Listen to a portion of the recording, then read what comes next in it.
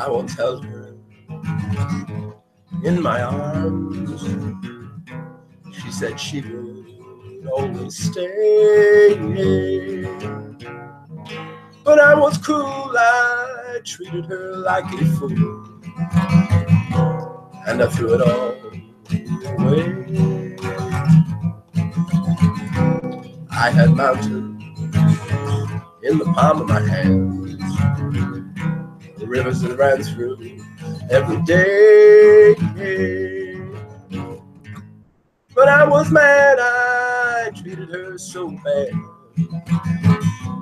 and I threw it all away. Love is all there is, it makes the world go round. Love and only love can't be denied. Doesn't matter what you think about it, you won't be able to do without it. Take a tip from one who's tried. So if you find someone who gives you all of their love, take it to your heart, don't let it stray. One thing's for certain, you will surely end up hurting if you throw it all away. One thing's for certain, you'll surely end up hurting if you throw it all away.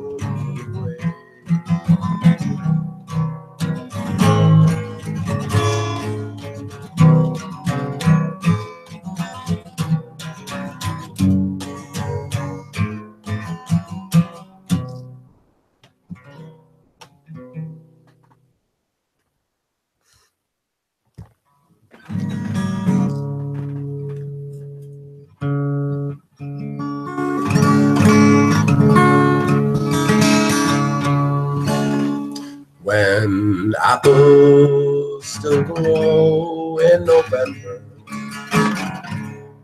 when blossoms still bloom from each tree, when leaves are still green in November, it is then that our land will be free. I wandered her hills and her valleys, and still through my sorrow I see a land that has never known freedom, and only her rivers run free. I drink to the death of her manhood, those men who would rather have died than to live in the cold chains of bondage and bring back them rights that died. Oh, where are you now when I need you? What burns where the flame used to be? Are you gone like the snows of last winter? And still only our rivers run free. How sweet is the life, but we're crying.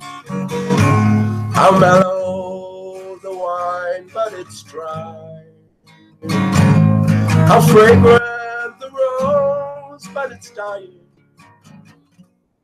How gentle the breeze, but it's sighing. What good is in youth when it's aging? What joy is in eyes that can't see? When there's sorrow and sunshine and flowers, and still only our rivers run free. When apples still grow in November, when blossoms still bloom from each tree, when leaves are still green in December, it is then that our land will be free. I'll still wander her hills and her valleys. No more through my sorrow I'll see a land that has never known freedom, and only her rivers run free.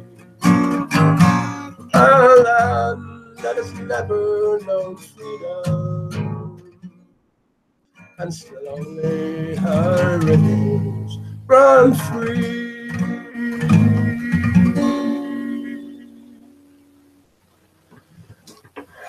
Greetings, friends, greetings. Just two quick ones there. Bob Dylan, Threw It All Away, lovely, beautiful, slow song. And the second song was Apple's, what's the name? No, that's Only a River. What's the name of it? Only a Rivers Run Free. So just two quick songs. I'm not sure even how that sounded. I still have a cold or whatever is going on over me, and I can't really hear too well back, so I hope that came across reasonably okay anyway. I'm pretty sure it didn't, but yeah, how you doing? How you doing late tonight? Not going to stay on for too long, I say. I hope everything's well as can be expected, I suppose, under these circumstances. What circumstances are they? Says you. Well, that's a question we have to all ask ourselves, you know. What is going on here? As a sort of a big question, isn't it? It's a scary question as well, because once you start asking questions, well, who knows where you stop. There's certainly, I should think now more than ever, more questions than answers, and especially for flat earthers, you know. And that's not to say there's no answers out there, but the arena we're in makes it a whole lot more difficult, as I'm sure a lot of people are realizing now. You don't know which way to turn, I think, for the most part. Confusion reigns as well. I was on briefly just on ICE's hangout yesterday, and the only reason I wanted to go on because I showed the last time here, if you were listening, I debunked Soundly's claim for curvature. Ridiculous claim in the first place. You know, sure, it looks like curvature. Sure, maybe I'm not making any comment. Don't make any comment on the genuineness of his footage. I just take it that what I've seen is genuine, and I examined it from there. Yeah, sure, this is how it appears. This is the illusion that's been set up.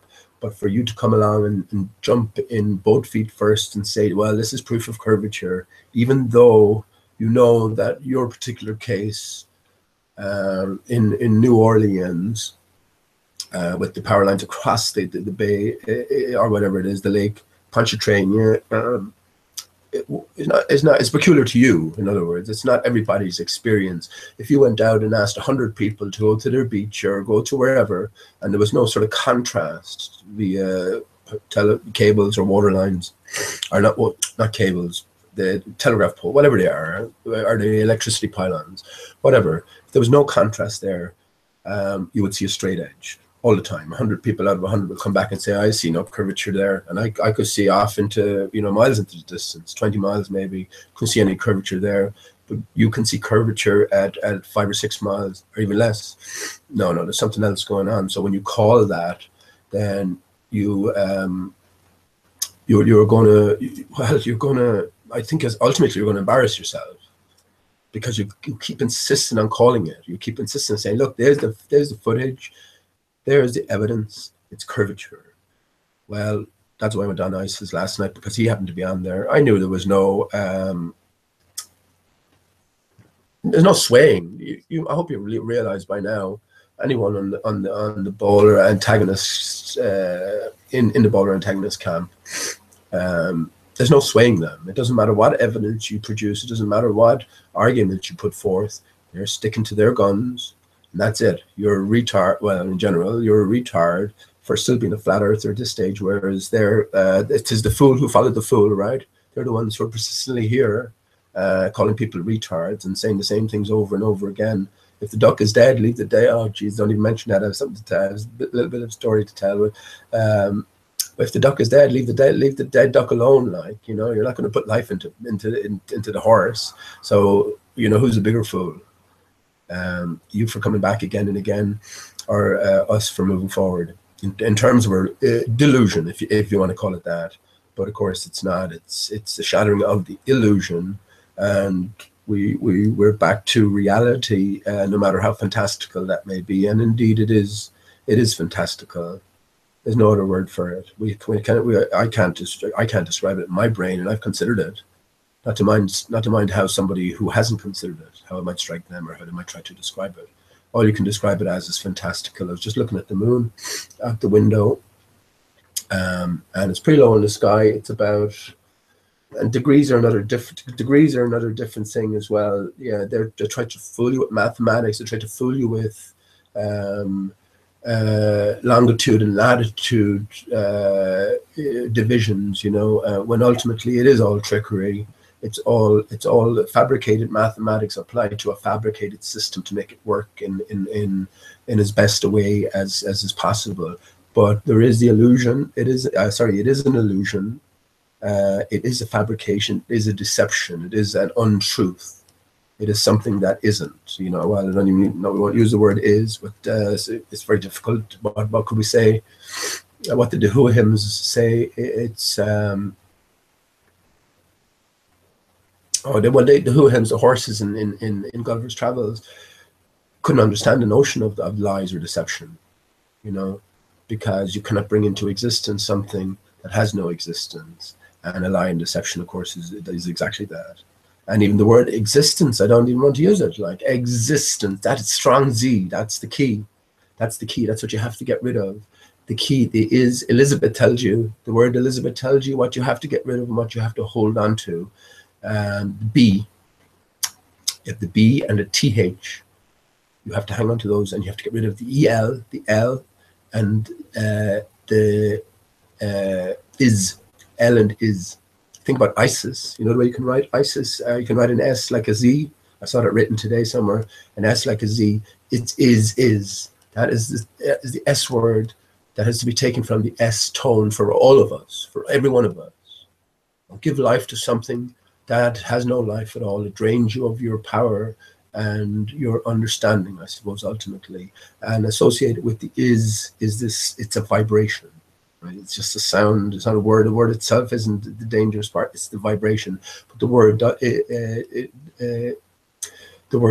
does carry some weight as well, because your intentions are behind it, your understanding. So, yeah, Elizabeth tells you, we're torn down the center. She's representative. I don't think there was. I think she's the first Elizabeth. There was no Queen Elizabeth back then, and that sort of ticks a lot of boxes for me as well with regarding her, or Elizabeth I and her whole strange story. But yeah, this is what we've been told, and it's not. See, here's the thing, right? It's not a trick. It's not. This is not a. It's a game. It's a puzzle for us all to figure out. I mean, we have to realize this. We have to really think in these terms. As I say, if we want to progress, just to get back. Well, I'll talk about, yeah. Just to finish off what I was saying at the start about soundly. I soundly debunked him. I mean, I showed the water line as I showed it here. I showed the illusory horizon line. Then I showed the actual horizon line, which is what you get when you're viewing water. Like, if you know, you're viewing it over such an acute angle, and you're also viewing this over zoom, so you wouldn't see any of this with the naked eye. You wouldn't see the curvature with the naked eye. So when you zoom in, you're seeing this stuff. So we have to take these things into account. But you can clearly, I pointed out clearly, you can see the mirrored water line, and what we're seeing is a mixture of direct vision, reflected imagery, atmospheric conditions, technological equipment, you know, with its own limitations as well. Everything has to be taken into account. When you do that, then there's no curvature. You know, he denied it. He accepted that the water line was there, which is something. The rest of them have just said it's a mirage. I asked him, how would you define a mirage? Because this is not a mirage. I mean, a mirage to me is not a direct vision. It's even if that's reflected, you know. I mean, when I look in a lake, if I over the distance I see a mountain, and I see a bit of the mountain reflected in the lake. I'm not going to say that's a mirage. I'm going to say that's a reflection, right? So yeah, this is where I suppose, yeah. Well, I realized that for a long time. There's no, for me anyway, and I'm sure for a lot of other people out listening here, there's no further to be got in engaging these people. There really isn't. I've been thinking about that. There isn't. It's a constant naysay all the time. So even if there was something beneficial thrown in occasionally, at this stage anyway, you know, that's fine, but that's not the case. I think ultimately they're doing a good deed. It's like Joe Rogan. I say he's doing a good deed ultimately. He's an actor from the very start. He was a Disney child. So first of all, you have to take away. It's not to say that some of them mightn't be true, but you really have to sort of start again in terms of your investigation into everything. When I say Disney child, I mean, what does that mean to you? You know what I mean? I'm sure to a lot of us that would mean, I don't know, some sort of a rape and abuse culture associated with Hollywood and Satan and all this sort of stuff, you know. Well, I think maybe, well, that's another difficult one as well, but I don't think it's fully that anyway. I know there is certainly truth to it, but there's a different game going on as well. There's a different game going on, and some of these people are born into it. They're born knowing the truth, I guess, playing the game and seeing the game out to its finish. I say it's finishing next year, 2018, 420 years since the dodo arrived, and I'm sticking with that. I'm happy enough with that. Everything is in a state of collapse. I think at the minute is maybe the best thing to say. You know, all the old systems are being have to go. They're illusion. All illusion has to be shattered, and that's the process we're going through. We still have to live, of course. We still have to do what we do, but we can think differently. If we think differently, then maybe we live differently. It's a difficult time being torn between two worlds, isn't it? I mean, in the world of truth, which we are, and you know, at least that's the sea we're swimming in. We haven't quite mastered it, but you know, we get better every day at discovering it. But there's no going back to the illusion. It's impossible anyway. It really is impossible.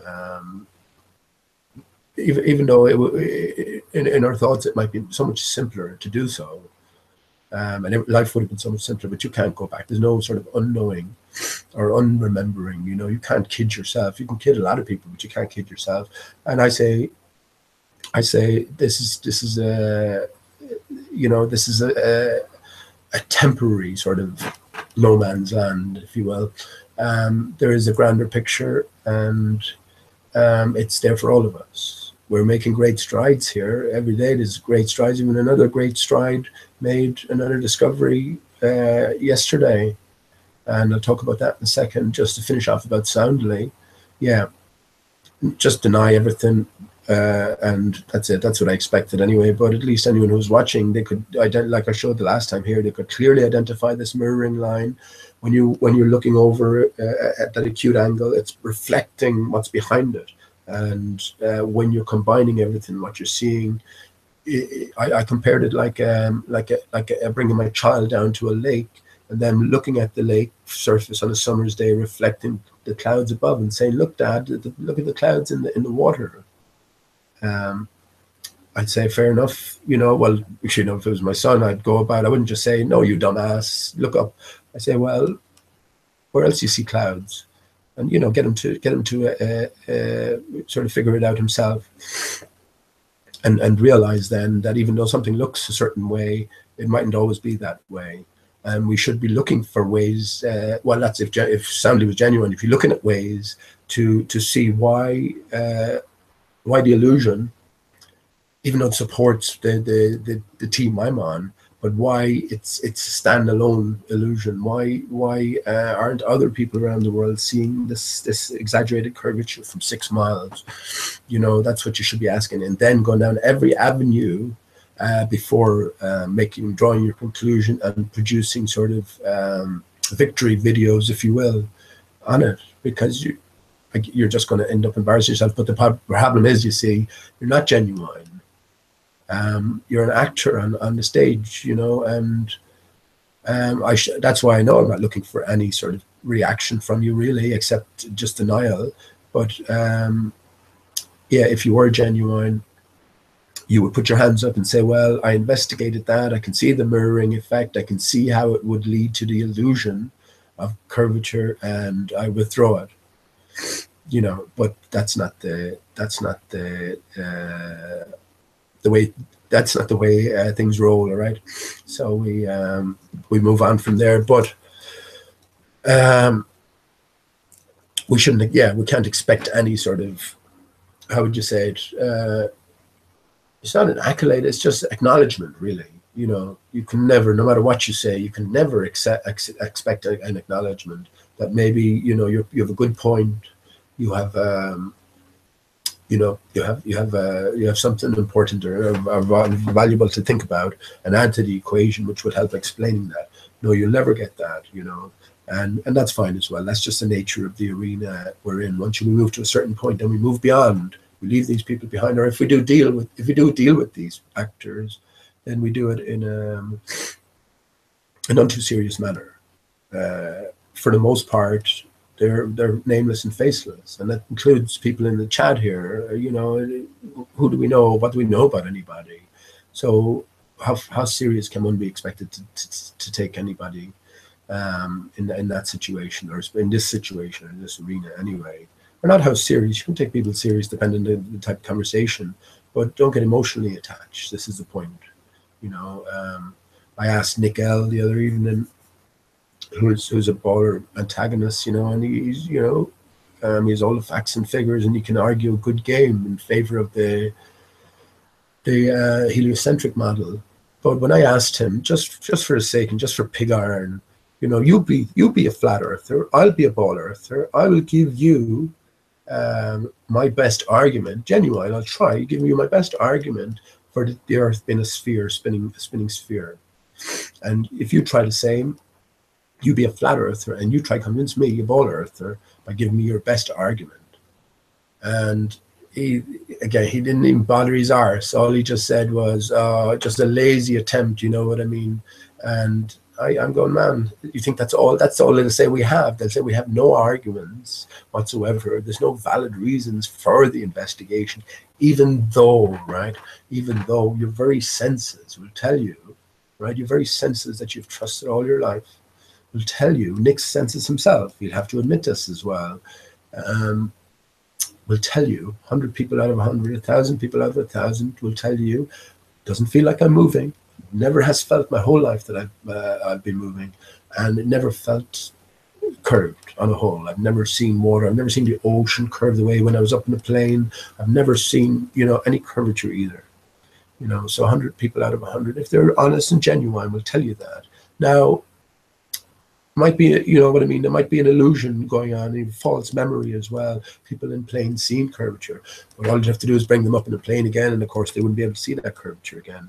But that's the point. So to come along and say, well, it's retarded to think in terms of a flat earth, or that whole area of inquiry is brain dead, well, that's nonsense, and that in itself tells you that, you know, you're dealing with actors. The next question then is, well, what's the purpose of these actors? What's the motivation behind the roles that they're playing here? And then that takes you on elsewhere, you know. But yeah, not to get too embroiled or engrossed with people, with anyone at this stage. Actually, I've said it oftentimes before. It's easy to identify the ball earth antagonists. They're the same people who come back again and again, don't change one iota in terms of their either personal stance or the argumentation that they deliver, and will happily do it till the cows come home, or seemingly so anyway. So that tells you yourself. It has to tell you that something is not right here. But more difficult to identify, or to maybe even consider, are the flat earth actors, and they're there in abundance as well. And we have to deal with that. We don't have to deal with anything. I've dealt with it myself, and I'm sort of happy enough with where I come out at the minute. but you still have to deal with it, like yourself as an individual. I don't think it does to not deal with it. You see different camps forming now, and I've been banned from Dred's channel by somebody. Somebody else banned me and then unbanned me. Someone else said to me that, yeah, I've been warned about you.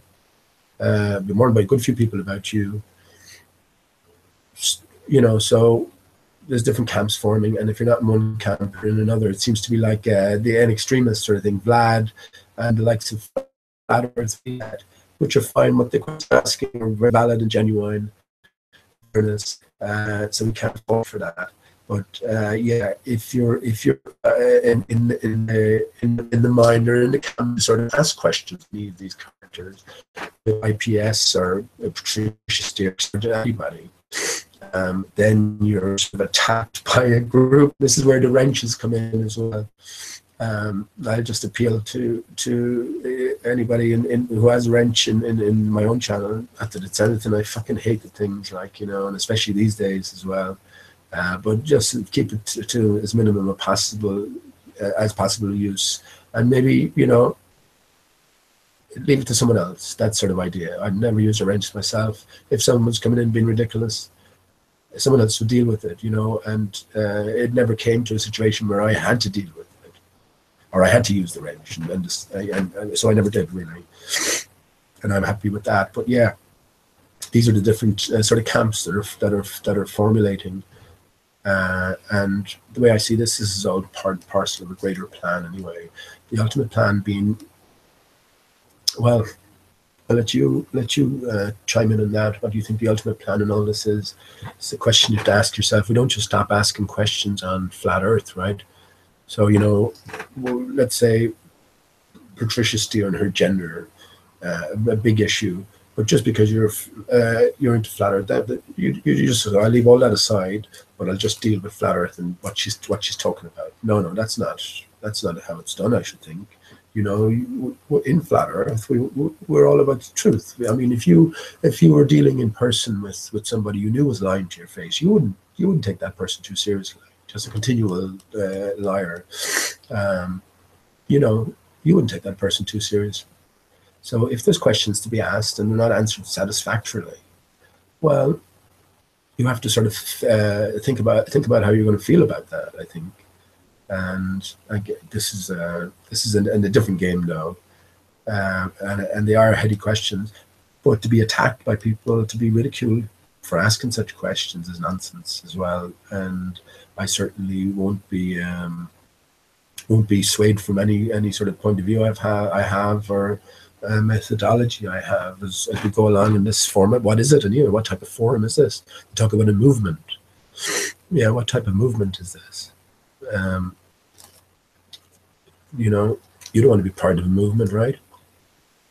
There's just this truth and there's not the truth. So flat Earth is just part of everything. You can't have some truth and some lies mixed in together and be happy going forward with that, because that's bound to lead to tears at some stage. Especially if you're not the one doing the deceiving. Now, there might be a greater goal behind all of this, and that's fine. That's fine. But if you're not part of that greater goal, if you're not part and parcel of any acting troop or anything, well, there's an onus on you then to ask questions or to call out some possible deception. We have to remember that flat Earth is the truth, and it is being rolled out to us. So those who are in positions of, let's go say, some sort of authority, there'll be many more people coming into the fray. And if there's deception at the core, that's not good, is it? That's not good. And it's not about saying deception. No one wants. I don't want deception. I don't want any. You know, we don't want any of this. We don't want any of this. It's deception in one form from top to bottom.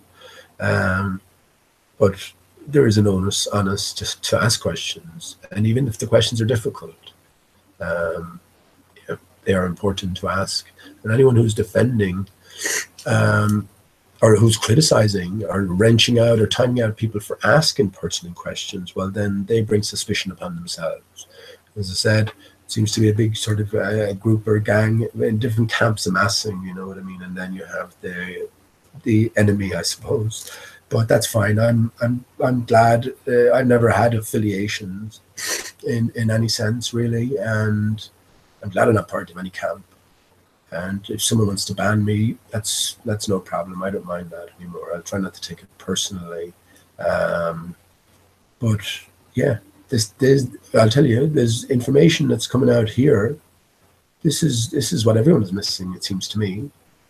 And they're missing it's right in front of their face, and sometimes that's the hardest to see, isn't it?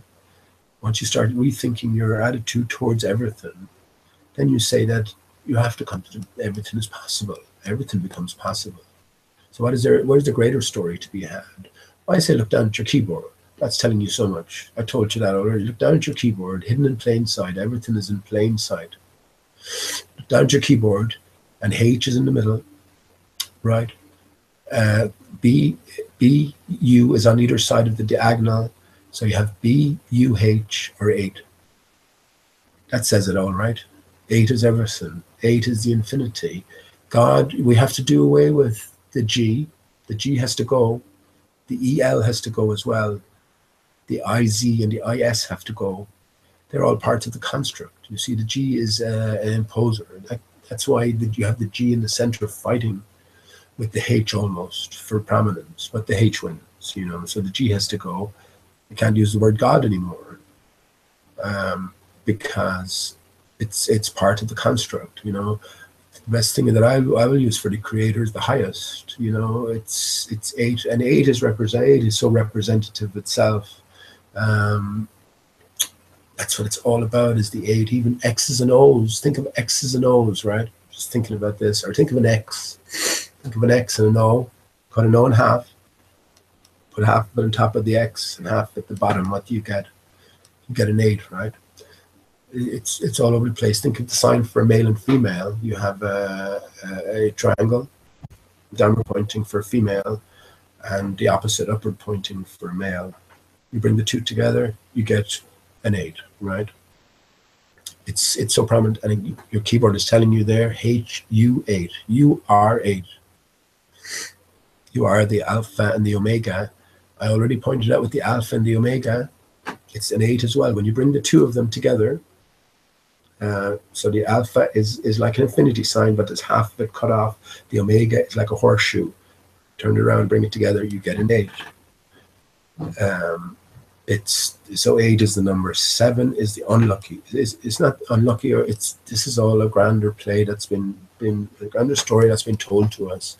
So it's what it represents, you know, as opposed to the thing in itself. And 7, you see, 7. See the S again?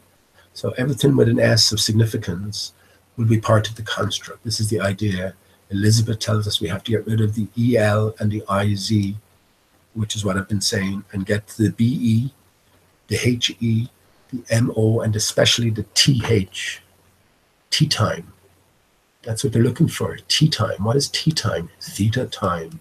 Theta is an 8. Look it up. I showed it the last time. So this is it's what it represents. So the 7 is the L upside down. They're interchangeable, and all illusions have to shatter. So these aspects have to go.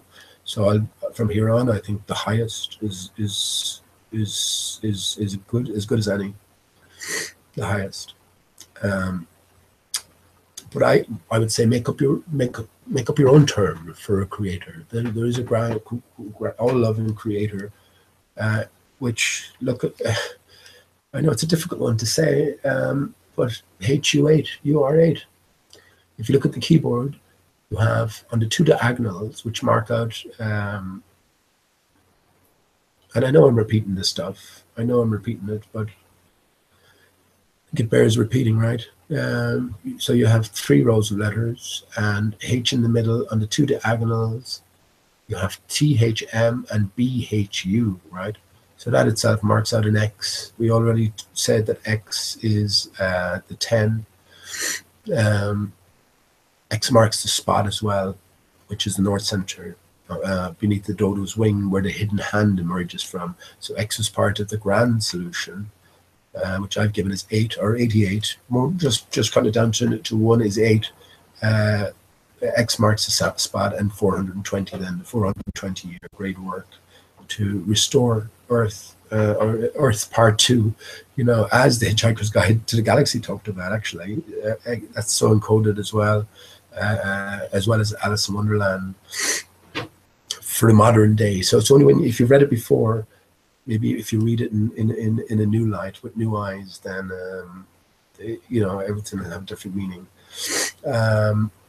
So that spells out, X marks the spot, that spells out THUMB, right? There's no denying that. And that's thumb. Thumb spelled backwards is MBUHT.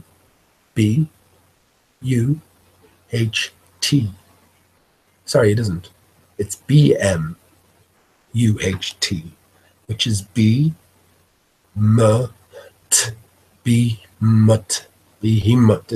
It's as close as be damned to behemoth, right? That's the ultimate solution. It's a vibration. It's the behemoth in its syllables, right, and the sounds emanating from them. It sets up a vibration, harmonious vibration to your natural being, I guess. And I think it frees us ultimately from the chains of bondage, from the shackles that have been put upon us, maybe by ourselves. Ultimately, I think this has to be something we put upon ourselves, right? If we are the highest, or an aspect of the highest. But that's some things are ineffable at this point, anyway. And to do away with, so it's all about frequency and vibration. So to do away with these the constructs, the invaders, if you will, and replace them with get rid of Eliz and bring Elizabeth, bring Beth home. That's it. That's the answer. It's coming at us from everywhere as well. Only say the word, and I shall be healed. Right? Be he. That's half a behemoth there, right? So again, it's forgetting about the meaning. Even it's the vibrations, the frequency, and everything is about frequency and vibration. And yeah. This is the vital key. I think we need to break these chains of bondage within as well as without. And I say it's the solution to the Bible. The ultimate now, there's plenty of other puzzles within the Bible as well. But I say it's the solution to the Bible, and the Bible has been acted out now, and not because 5,000 or 6,000 years ago, you know, all of this stuff played out, or not, maybe not that far, but you know, over whatever period. No. Not because, no, it's because it was written in the 1600s after the inundation by the highest, the hidden hand, to what? I don't know, to instruct, I suppose, to inform. Yeah, there is absolute truth in the Bible. You just have to decode it, or you have to interpret it properly. To take it literally is like soundly taking the curvature literally. You miss everything. You end up a million miles from truth. He's still on the spinning ball. Let's take it for a second. He's genuine, because you're looking at the pictures and it does look like curvature. There's no doubt about that. So he went with the illusion, and he ends up a million miles from truth on a spinning ball, and the dimensions given with space as described. So be hesitant, take a step back, and be willing to re-question everything. That's the ultimate point. So write again in front of you, the keyboard. Behemoth. So within the Bible, different secrets been told, and different codes, different puzzles. And it's a sort of a version of our true history in one sense, you know, but you have to be able to decode it.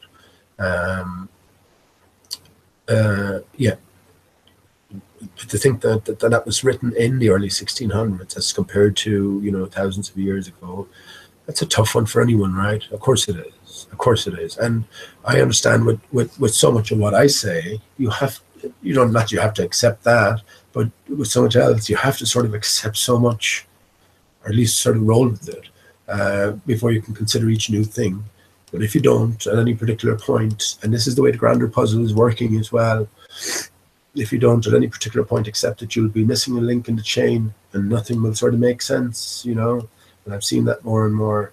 I'm seeing that absolutely more and more. So let me go on to what I was going to... Yeah, a bit of a sad story tonight. Well, shit, well, it was, I guess. You know, what can you do? I was coming home and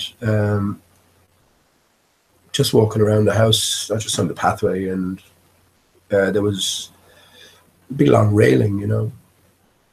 There was a little pigeon just sitting inside, and I was going, geez. Well, there was a boy actually come out first. I wouldn't have stopped otherwise. The boy came out and he pointed at the moon, and he, moon. You know, so he was happy seeing the half moon, or the reflection. That is the moon in the sky. Oh yeah, let me just say about the... Well, no, actually, I'll bring that up in a second. Let me tell this story first. So yeah, he was pointing at the moon. And I said, oh yeah, that's the moon. And his parents came out then, and then he just started running over towards me, even though I was outside the gate.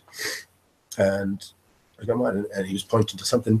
I missed it. I would have completely missed it otherwise. But there was a pigeon, so sitting up on the little ledge inside the little railings, and he was just sitting there. It was very unusual for a pigeon, you know. They'll scarper the minute anyone gets near. So anyway, upon close, the poor little thing, upon closer examination, the top beak, the whole of his top beak was missing. It was just missing, and he was obviously in distress, and he had blood dripping down, little drops of blood. It wasn't too bad, but he didn't know what was going on, you know. Of course, his whole beak was missing, and I was going, Jesus. I mean, immediately, you know, no matter what you try to think of, you know that there's no hope, is there? Because what could you do? What could you do? He can't feed himself. You start thinking, you do hear of them making contraptions for disabled animals, but with a pigeon, what could you do? Jesus, I suppose you could make a false beak in fairness, maybe, but I mean, what are you gonna do otherwise? So it's one way or another, it's death, right? It's death. So I said it to your man there, the owner of the house, and what did he say? He said sort of leave it. So I walked a bit away anyway, kind of going, I didn't know what to do. So I rang my brother. What do you think? He said, no, man, there's only one thing to do. I know what I was thinking anyway, which was to wring the poor little fella's neck. So I went back anyway, and I said it to your man. I said, there's no point. I'd even hear you couldn't ring anybody, because every place is pretty much closed, and who's going to come out for the bird anyway, you know what I mean? Anyway, cutting a long story short, I said it to your man. He said no, he'll deal with it. He didn't say it in an aggressive way, but he didn't like the thoughts of the stretching the neck. So, oh gosh, anyway, he didn't like the thoughts of that. So I said, all right, I'll go away. I'll leave it to you. He was going to ring whoever, animal welfare. So I came home anyway. And I was thinking, man, I can't just leave it like that now. So rang around a few numbers, and I got talking to a vet, and all they said they would do is just, you know, bring it in, and they'd give it an injection or something. And if they wanted, if needs must, she said she would come in. Fair play to her, you know, driving her car. And I said, listen, that would be purposeless in one sense, you know, to I've never done it before, but I know it's not going to be difficult to just put the bird out of its misery. Actually, I have done it. Fuck it, I just thought about that. I have done it. Shit. I have done it. I'll tell you that in a minute. Anyway. Yeah, sorry, just to cut a long story short. I went back anyway. And the guy was just coming out. So what he told me was he rang the animal welfare, put it in the box, put a bird in the box, and bring him in tomorrow. Then we'll give him the injection. Because there's nothing you can do. You can just imagine it. It was a big, fully grown pigeon as well, you know. Just the whole of the upper beak was missing. The little tongue was just trying to find what was going on, and the pigeon was in a mess. Give him a little bit rubbed the first time, you know, just whatever sort of soothing that could do. And his wings were fine. Everything else was fine, it seemed. So I don't know how he might have lasted. Who knows? Anyway, I got back. The guy was after trying with a box, and the pigeon flew off.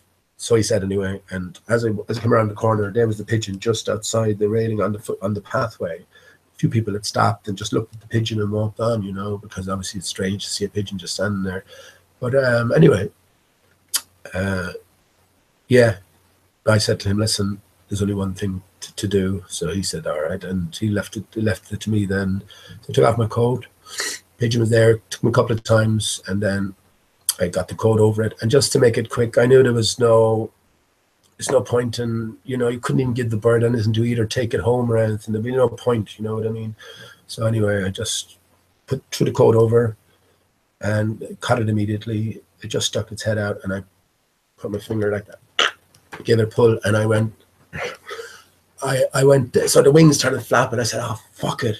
My brother was telling me you have to do it with a bit of force. I thought I did. It stretched his neck, and it was still flapping. I was going, oh, Jesus, the last thing I want to do is have it suffer without doing it properly. So I gave it a little bit of a harder pull, and that was grand until its head came off. So its head, but it was very quick, you know. So I think I broke it the first time, but I didn't expect the bird to be, you know, I should have thought about it. It would have kept flapping anyway, but just in case anyway.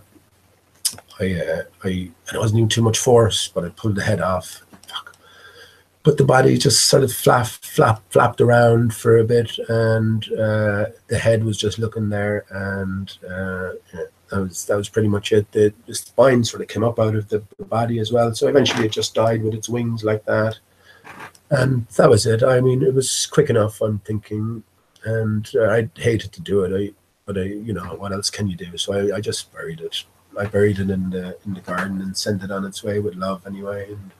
And yeah, so that was an interesting little experience tonight. Especially with pigeons being the nearest relative to the dodo, right?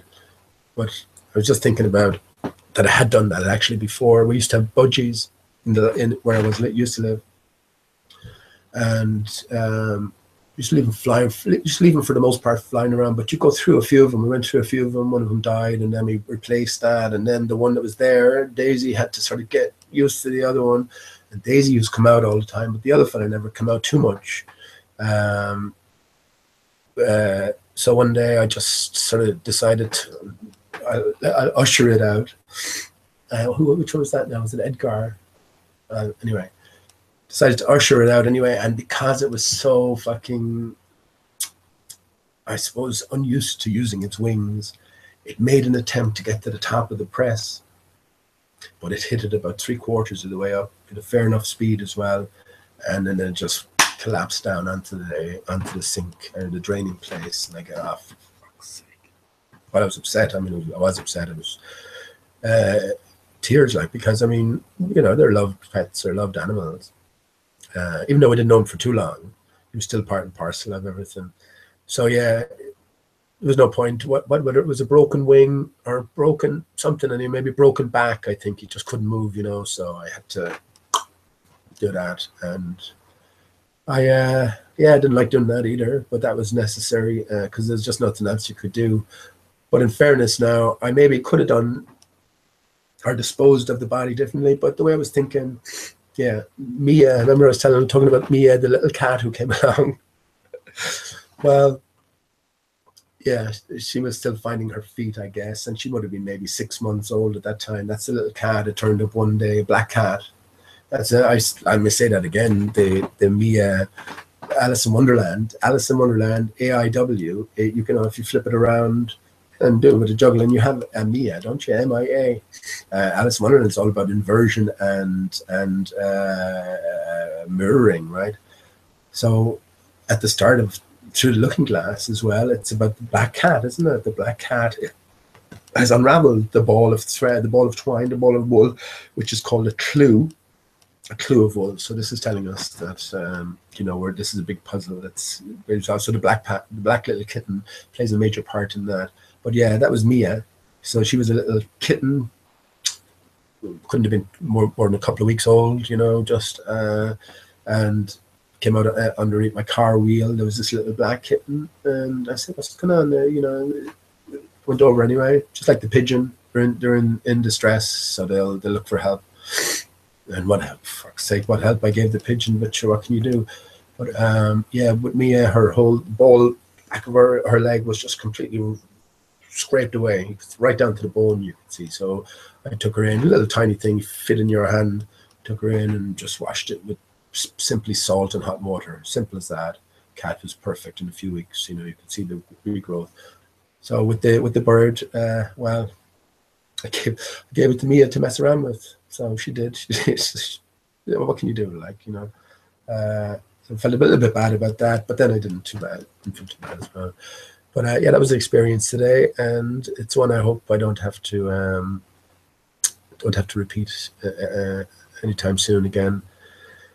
Such is life, right? Such is life. You know, you wake up one morning, who knows what waits for you at the end of the day. Paradise for that little bird. I should take it. And there's no such thing as a dumb animal. Jesus Christ. And there really isn't, you know. There really, really isn't. And yeah, I've said this before as well about eating animals. It's not good. It's not. It's part and parcel of this temptation, in one sense, that's put in front of us. We have the choice at every stage to sort of think and stop and reconsider. And we can do that in the morning. It doesn't matter. I mean, we don't need it. And it involves the use and abuse of animals for the most part, you know. And you wouldn't like someone bringing up your cat or a dog for, you know, for food. Well, so other people wouldn't like the thoughts of us bringing up lambs or pigs or cows, especially, as food, you know, or cutting their life short and feeding them up with you know, force feeding them to make them grow exponentially and etc. It's not good from start to finish, is it?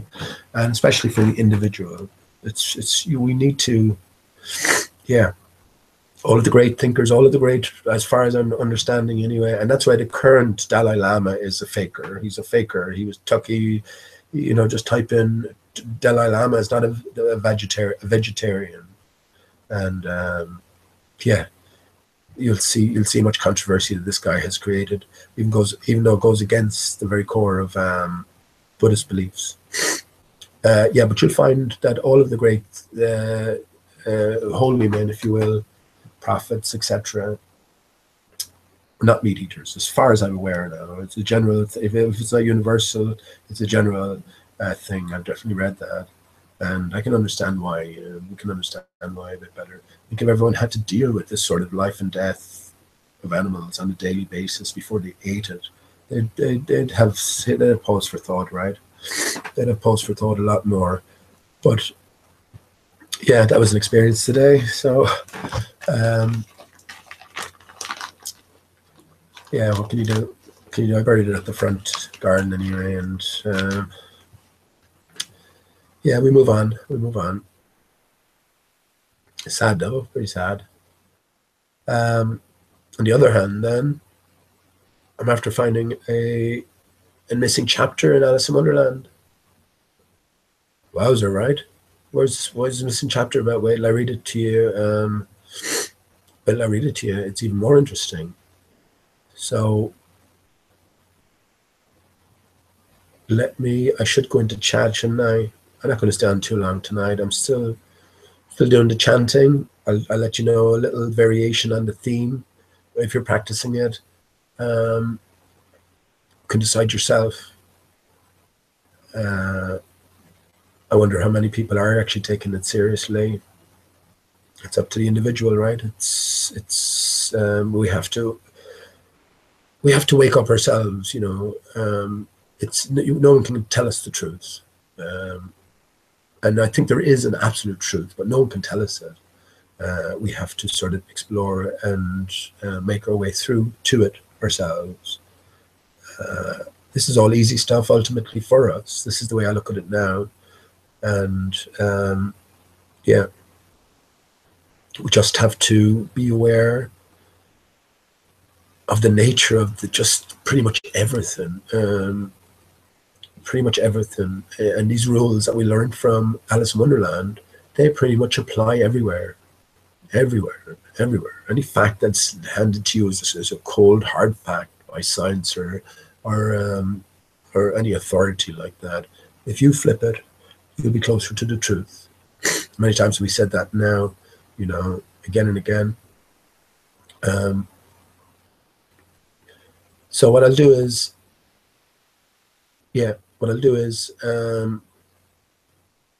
I will go into chat to say hello briefly, and I'm going to go on to the Alice in Wonderland, the extra chapter. This could be the key. That's the last piece of the puzzle that was missing, and it's very promising as well. Very promising. This could be it. I think I have. I think this could be it. So once this, now that it's here, once this is sort of processed, that's the last piece of the puzzle to be used to ultimately solve it. We're happy enough at that stage. So let me go into.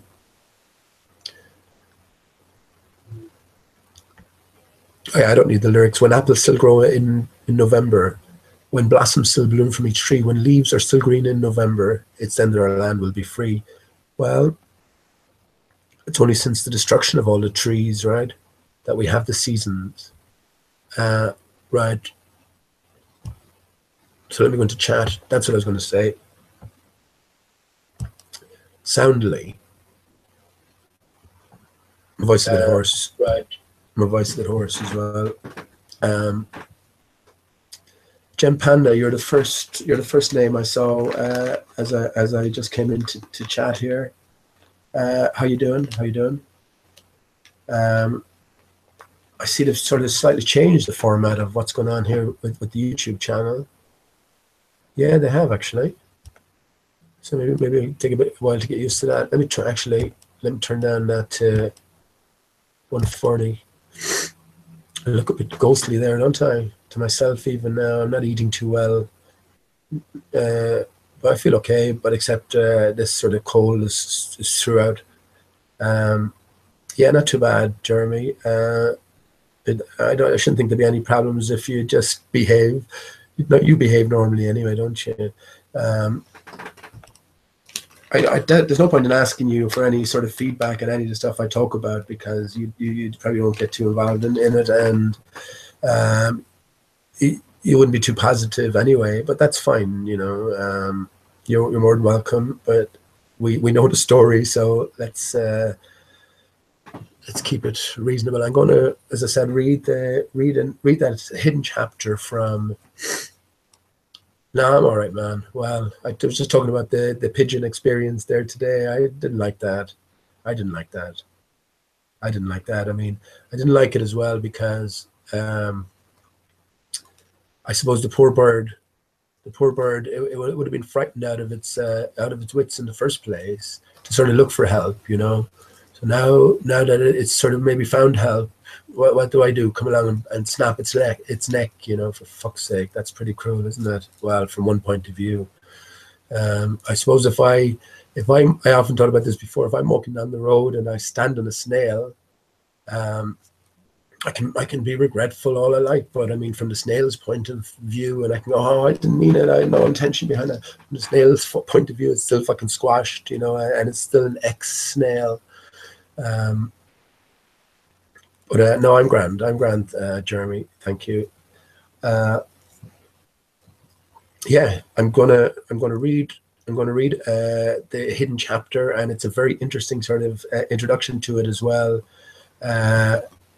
And that brings a number of chapters into Alice in Wonderland, Through the Looking Glass to 13, right? So there was 12 chapters. This makes it a 13th chapter. There's a silly and a stupid excuse for why it was omitted, which is a clue in itself. This is you know, and it's for certain a clue when I point out something else to you, when I do go into the page that I found it on.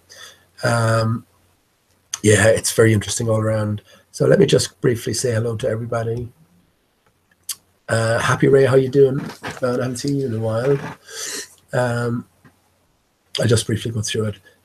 Scouser Anarchist, how you doing, Scouser? Good to see you. Good to see you. Teddy C, how you doing, Teddy? I wonder how many views did you get up on your playlist, or that your sort of collection of songs that you put up for me, Teddy. Yeah, thanks for that, man. Multi-Tom, how you doing, man?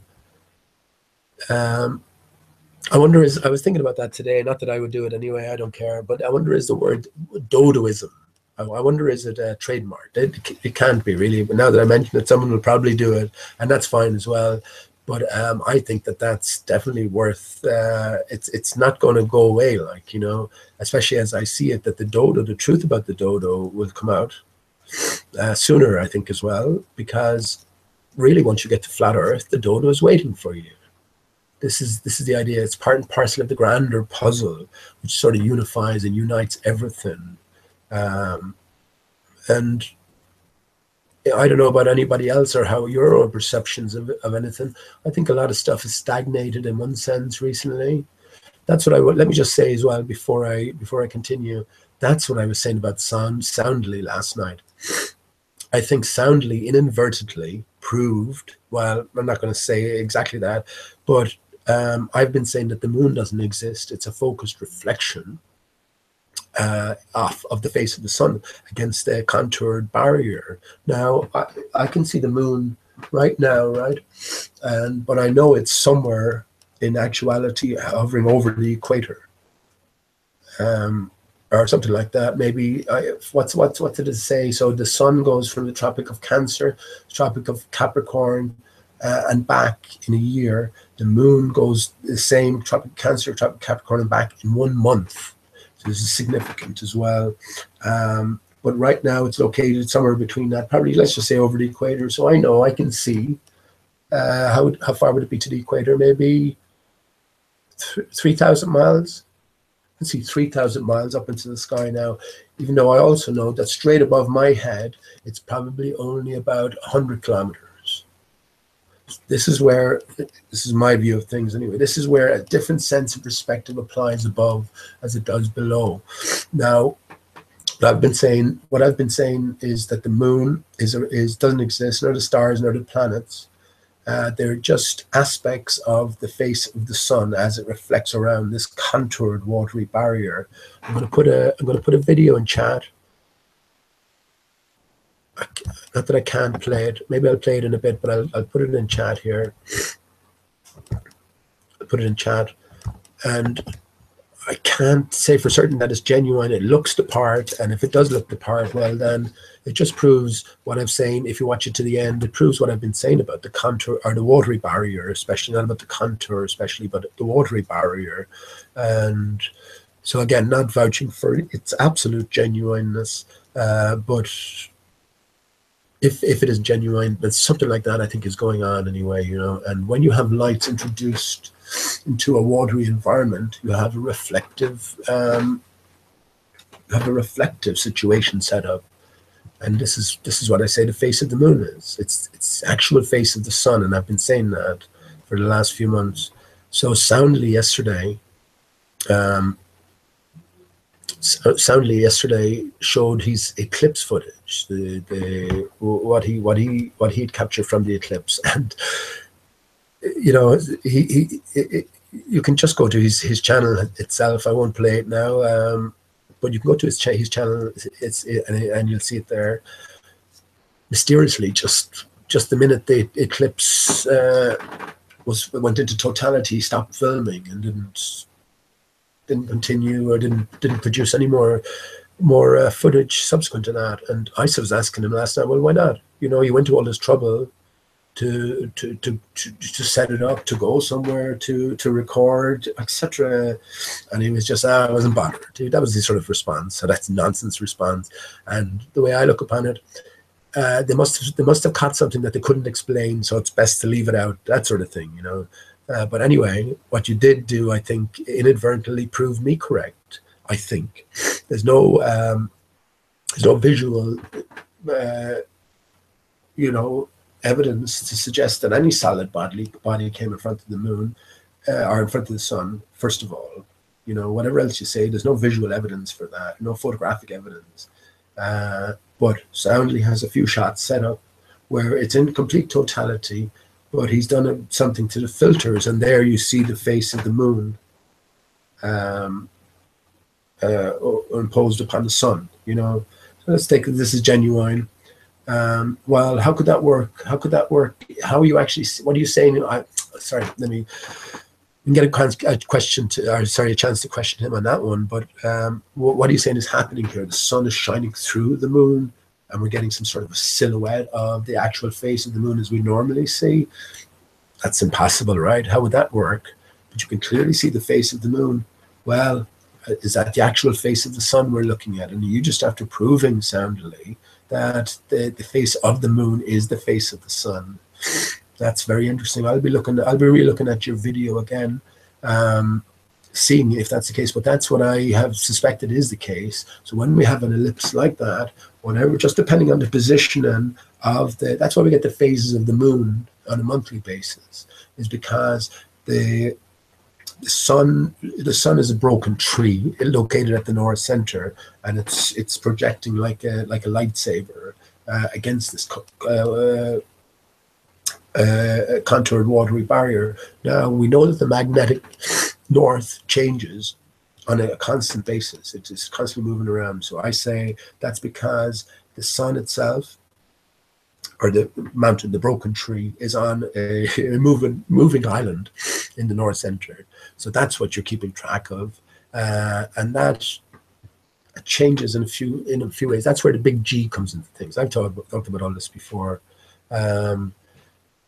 The square and the compass. The square represents the Cartesian coordinate system, or the grid-like coordinate system that's to be used on the dodo Earth map. So you have the dodo Earth, you have your origin point underneath the wing at the north center is 0, 0, and it's a grid-like chessboard arrangement, just like all your local ordnance survey, right? In that situation, do away with the coordinate system. East is east and west is west. There's no two ways about it. It's all based on the north center, you know, as an origin point. I'm sure we can all relate to that, you know, in terms of a science book or a science copy with all the grids. So yeah, north to south is anywhere up to down. So it goes all the way across. East to west is anywhere from right to left, and vice versa. Yeah, that's the square that applies to the flat and stationary Earth, the dodo Earth. The compass applies to the spherical or contoured barrier above, which is perfectly natural as well. We use spherical coordinate system for that. But the G in the center, this is what I'm getting at, the G in the center represents the sun, the luminary. There's only one luminary, and that's the sun. And the G itself, if you look at it, the capital G, and this is why the G has to go as well, because the sun is broken, you see. So you can't have something broken, part of a restored or renewed system. But that's why the G has to go. But if you look at the G itself, right next to the H, right, vying for sort of authority, I guess, which it's not going to find. It won't find it. H is the highest. There's no overtaking. H is in control of everything. But yeah, if you look at the capital G, you have three movements. You have a sweeping movement, you have a vertical movement, and a horizontal movement. I talked about this. Again, I mean, at every point I'll be ridiculed by some at talking about this, but that's fine. It's not about that. We live in a flat and stationary Earth. All tides surge from the north. So you have trillions and trillions of tons coming and going from the north center on a regular basis, twice every day. If you imagine a massive island, that island floating in that whirlpool, if you will, that's going to experience three separate movements. You're going to experience a whirling movement, right? You're going to experience a vertical movement, right? Because the water is going somewhere and will come somewhere, and you're also going to experience a horizontal movement as you go in towards the center as well. So based on these movements, you have the different reflections cast by the sun. So it's hitting the barrier and reflecting back then to us at different points. When it's higher, you get the crescent moons and the waning and waxing moons, and when it's at its lowest point, then you get the full moon directly across. So this is getting back to the eclipse as well. All I say it is the shadow coming back on its source. So it slowly comes back on its source. It's like if you shone a laser pointer in your mirror, turn off all the lights, and then slowly just move the laser pointer until you have the reflection reflecting back into its source itself. Once again, this is all a clockwork system, but it is a broken system. So that's what I say is happening with the eclipse. And again, I keep saying this. Hopefully, I'll be in a position to prove it categorically in a different sort of fashion as well. So yeah, soundly excellent video. You definitely found something that you didn't want people to see, and your excuse for just going, well, I gave up. I wasn't too bothered after I saw the full. What do you call that? What do you call it when it's full again? When it's a total eclipse, right? After it became total, just gave up there, turned off the camera, fucked off to the pub. No, there's something else going on, as we know anyway. But that was of great value. To me, that's definitely supported in a massive way what I've been saying about the moon.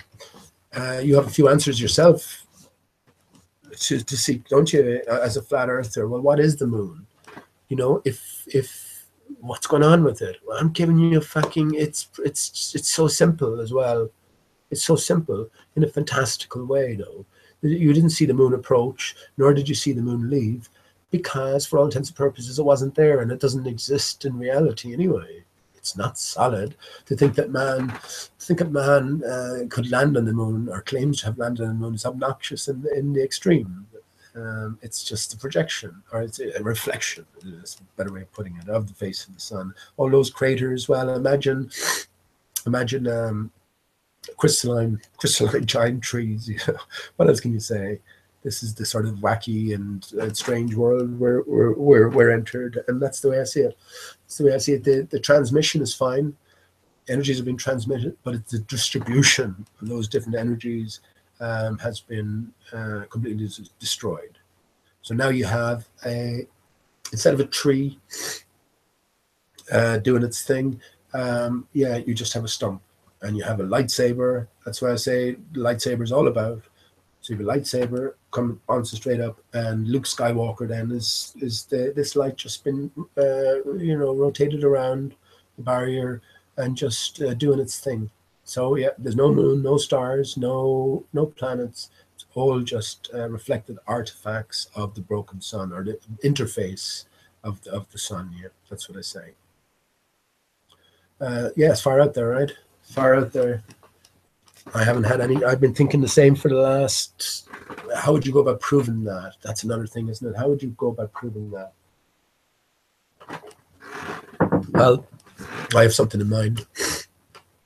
As I've been saying before, and I'm sorry, I'll definitely have to just settle that, because I've been saying it for so long as well. I might do it live. How about that? As a sort of compensation. And if I was to do it live, actually, it'd be very exciting. I wouldn't mind if I was wrong, but there are some great indications that maybe I'm not so wrong after all. So that's interesting. But as I said, a different sense of perspective applies to us on the ground in terms of our cognitive brain. We only deal in short distances. To try and get us to imagine larger distances is more difficult, But when you look up in the sky, you're seeing that moon now is 3,000 miles away, even though the barrier is still at a similar distance upwards. So let's say, I say on average, the barrier is 111.1 kilometers. That's why they chose that for 1 degree of latitude. So it's near quarter. It's as near quarters as that, But still, we can still see 3,000 miles away. So this is a different sense of perspective that completely applies above. And if we can sort of wrap our minds around that, it's such a much smaller and a closed system, much more so than what we think like, and we can wrap our minds around. I mean, sometimes when you look at those high altitude balloon footage, I'm sure you have the same question or same thoughts as me. How fucking small and tiny are we? You know, how, in one sense, insignificant is the individual or even the group of individuals, you know. But yeah, that's illusion as well. We're all as well, that was one of my lines. What is it? Life is better than no life at all. Pain is relative, and we're all just as big as we are small. All right. So it just depends on which way you look at it. Yeah. So I'll just skip through again. Chris Hayes, how you doing, Chris? Jamie Brown, how you, Jamie? Good to see you back, man. I haven't seen, you're not back to the same routine or regularity, Jamie, right? But yeah, good to see you, man. Cigar Face, how you doing, man? Okay, I'll go quickly through this. Because it is pretty, if you've been following Alice in Wonderland, it's pretty exciting, Even the narrative itself is pretty exciting. Cigar Face with his 666, but again, it's nothing to fear anymore, right? 666. This is what I talk about. That's the number of the beast, right? Well, beast breaks down into be east, right? Be east. Well, if anything could said to be east, what would you say? How about the sun, right? It rises in the east, sets in the west. Yeah. That's what I say to that. So there's nothing to fear. It's just a story being told in a different form and fashion. And, you know, if you can attach all this fear to it, you can keep people away from the greater truth. But ultimately, it's not about keeping people away from the truth. It's about setting challenges for each of us, right? To help or to hinder us along the path. But the ultimate goal is the awakening of the individual. So this is the ultimate purpose of everything, I take it. And yeah, all this information is there now. It's really out there. I mean, I'm just coming from it from my own point of view. Obviously, if I find out that I'm wrong in something, or that I feel that well, I was mistaken in that, and I said that, well, I'll be the first to say it, you know. Otherwise, I'm just coming from where I'm at myself, and that's the best any of us can say, right? Yeah, Gem Panda, how you doing, man?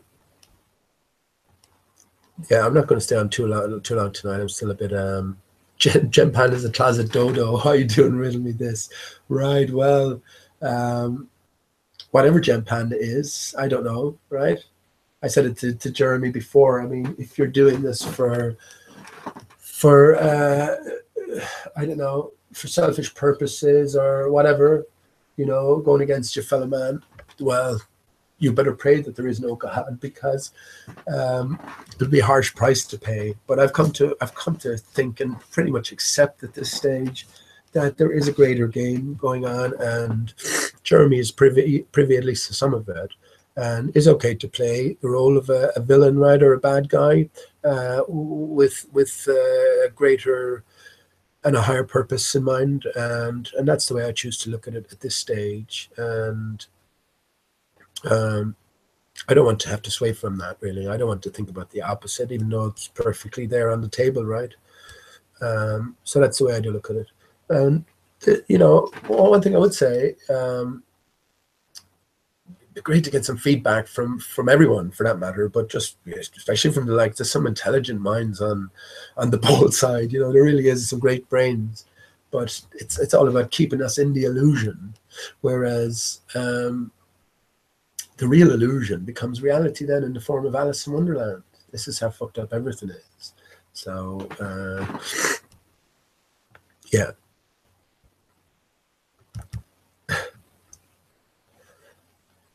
Christopher R. Theobald. I don't know who that is. Okay. Okay. Okay. I don't know what's going on there. I'm not going to. Dr. Nathan Oakley, how you doing, man? I don't think I've seen you here before. I'm not sure if you'd fit in too well here, only in the sense that, I mean, if you haven't followed what I've been through over the last, whatever, 2 or 3 months, then you start coming in right at the deep end, and nothing would make sense, I should think. But you're welcome, yeah. How you doing, Nathan? Charlotte, how you doing, Charlotte? Good to see you.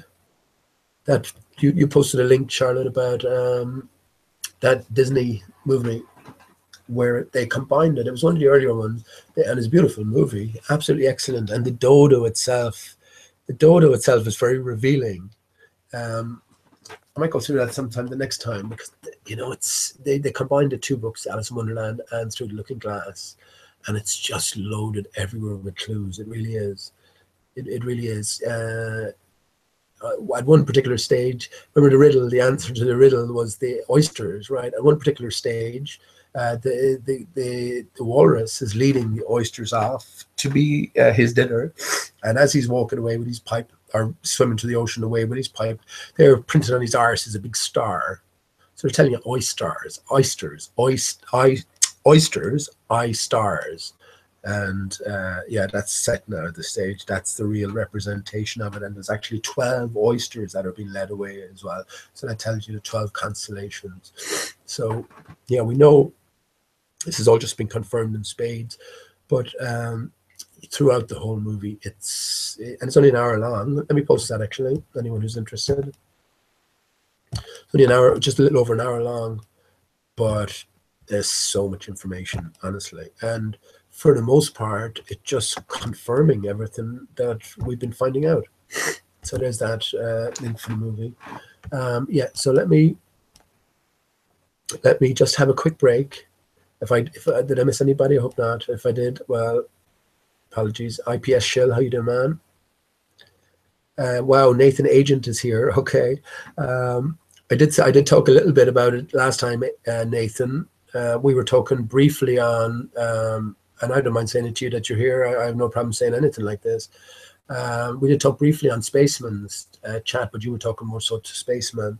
But I had spoken with Ranty Rant and Rory McFizz before, and obviously there's hard feelings between all of you, and there's issues going on between you that I don't know anything about. I've never had too much dealings with you before, Nathan, but I've had to call you out as an actor upon the stage. In other words, you're presenting yourself as something that you're not completely, and I do that for many reasons, but it's in association with the other actors as well, who I have named and not called out. I've just named. I've just made it clear that that's my point of view on this, and I've said the same has to apply to you. That's where I'm at. That's where I've been at for the longest of time. It's no judgment against the man or the woman. It isn't. As I say, I take it now at the stage that there's a greater game in play, and if the noble lie is there for the greater good, well, I can accept that. If it's not for the greater good, it's for your own personal good, well, that's on the individual then, isn't it? As I said to Jeremy, I mean, if you are working against your fellow man, there is a heavy price to pay, I should imagine, because we're all divine in spirit, and we can't do these things to our fellow man. But no, I don't make any judgment on the man. That's for that reason. I know there's a greater game going on, and that's all I have to say about that. I've never had any encounters with you, really. You have the most beautiful daughter in Eleanor, and I've commented about Eleanor, and the first thing that would jump to your mind is Eleanor Rigby with the Beatles, and I've already solved the Beatles, the Sgt. Pepper's puzzle. Anyway, I moved on from there, which we're being reminded of everywhere. It's a live puzzle, so yeah, beautiful. What else can I say? I mean, yeah. So I have no problem saying that, Nathan, and even though we haven't spoken before, that's my position. So whatever else is going on, you know best, right? Yeah, you're more than welcome if you want to have it out with me or anything like that, or you want to question me further. I can give you exactly my reasons for saying all these things, but you know, you don't have to take anything I say seriously, right?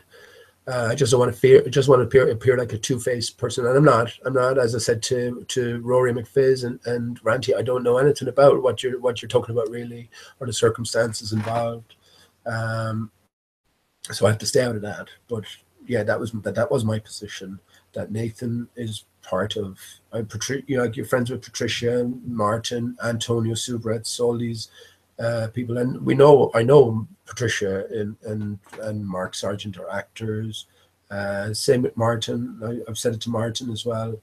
So you know, that doesn't mean I hate them or cast any judgment upon them. I know there's a greater game going out there, and indeed, Patricia and Mark, as I say, they recognize what I've been finding, because for 3 weeks in a row, I'd say 4 weeks actually, in a row, 3 weeks in a row, they recognized. They opened their show, yeah. They opened their secret show with direct references to me and what I had found, and I know that for certain. So yeah, that's where I'm coming from. That. Excuse me, I still have a bit of a cold. Yeah, I think that's about everybody. So let me have a cigarette, right? And well, Drain Man is here. How you doing, man? Spanish chicken. Why'd you spell Spanish with two N's, man? Yeah, welcome. Welcome anyway. Yeah.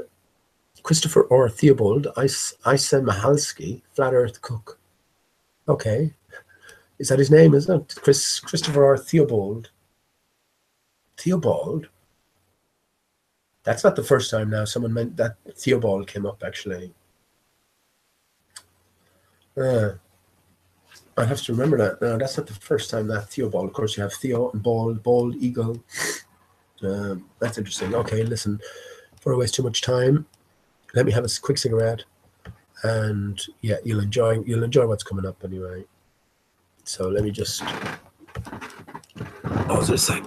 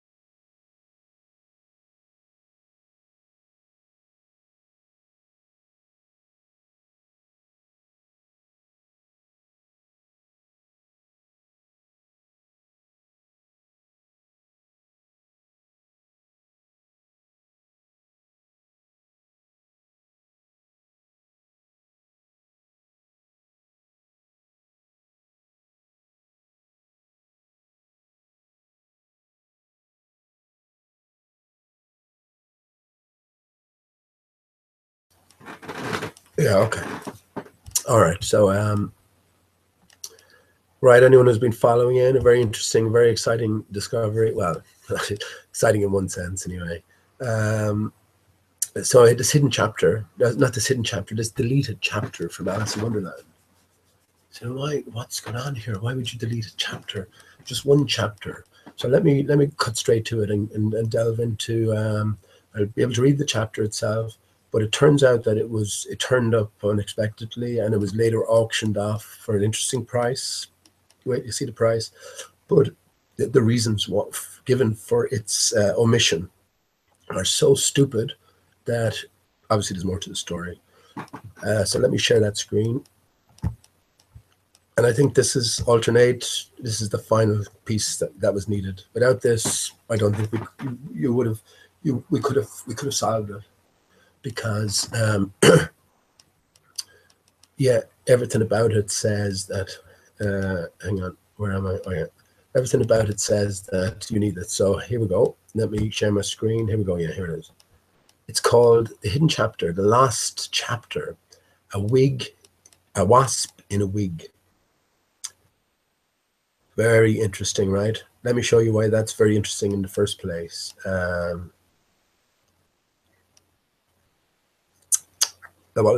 me show you why that's. Will I show you that now? No, I'll leave that for a bit. So anyway, I'll let you think about it for a second. The last chapter, a wasp in a wig. So let me just read what this is from. What's this about? This is actually, I haven't. I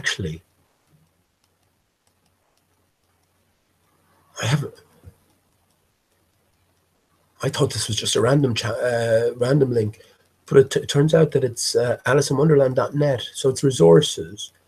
Oh man, this is the great resources here then, right? And they don't know this. Okay, yeah, I'm seeing what's going on now. Okay, I was going to say they don't know the greater puzzle, but of course they do. This is part and parcel of it. Let me just read this anyway. So when Lewis Carroll wrote Through the Looking Glass, John Tenniel objected to a chapter, so Carroll dropped the entire chapter. This chapter was called A Wasp in a Wig. For more than 100 years it was last. Now remember, Lewis Carroll didn't exist, right? Lewis Carroll, Christmas Carroll, Xmas Carroll, that's the clue there.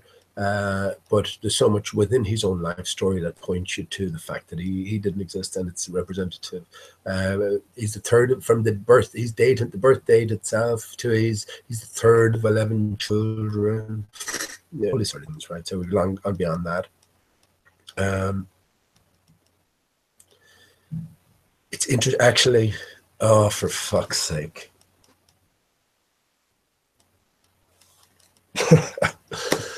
Oh gosh. Remember I was saying it. Honestly, this is just coming to me now. Remember I was saying at the start the two words that have to be got rid of. Anyone? Bueller. L and is, right? L and is. Look at the name, Lewis. Just saw it now. I'm just counting on Carol, which is, you could say Christmas Carol as one connection there. But Lewis, look at Lewis, man. Lewis doesn't exist. He's got to go as well because he's a construct. That's L there, right? And is in one word. I was wondering, unlike Alice, there's no L in there, right? And Alice is all of us. So Lewis, yeah, that contains the EL and the IS, the two things we have to get rid of. And beautiful. I just saw that this minute here, and that makes a lot more sense. But remember, he doesn't exist. It's not a man with a literal history. Even in the day, if there's very scant pictures around of him, Lewis Carroll, and even a few of the pictures, it's clearly not the same guy. So and a few of them are clearly photoshopped as well. You can see obvious errors and obvious signs.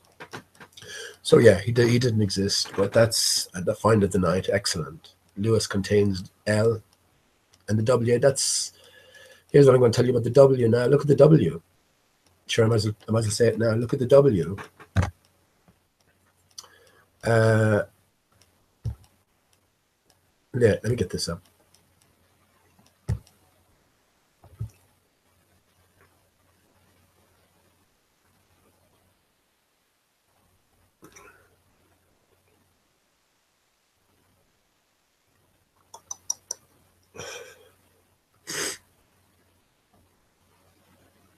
Oh shit, I'll just type it in. I know what I'm looking for. Greek alphabet. Just give you a visual. There we go.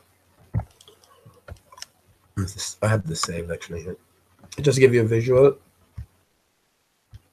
There's your W there, right? Your omega. From alpha, that's what I was talking about, alpha. Look at the alpha. If you got the alpha and you connect the small letter, small alpha, with the large letter, capital omega, and turn the omega on its side and connected it, then you have the 8 on its side, or the infinity, right? So that's from the alpha to the omega. That's what I've been saying, the alpha to omega, the zero to the infinity. The 0, 8 is just a twisted 0, you know. But there you can see the direct connection. You can see how if you turn the omega on its side and connected it, I don't have to draw that out for you, right? Then you have the 8. But look at the small letter, omega. It's like a 3 on its side, right? It's a half an 8. It's a half an 8. So the wig, a wasp in a wig, is a W on top of a W, which gives you it's an omega on top of an omega, which gives you an 8. So that's why I think it's also the 13th chapter. And as we read through it, as we read through the page here, we'll learn a few more things as well. So keep that in mind. This is vital. So it is the 13th chapter. 13 is everything, and yeah, it's all connecting. I see it anyway. Anyway, here we go. The episode suddenly came upon the scene in the form of a lot of gallery proofs to be auctioned at a sale of manuscripts on July 3rd, 1974 at Sotheby's. Well, July 3rd, 3 7s, 777.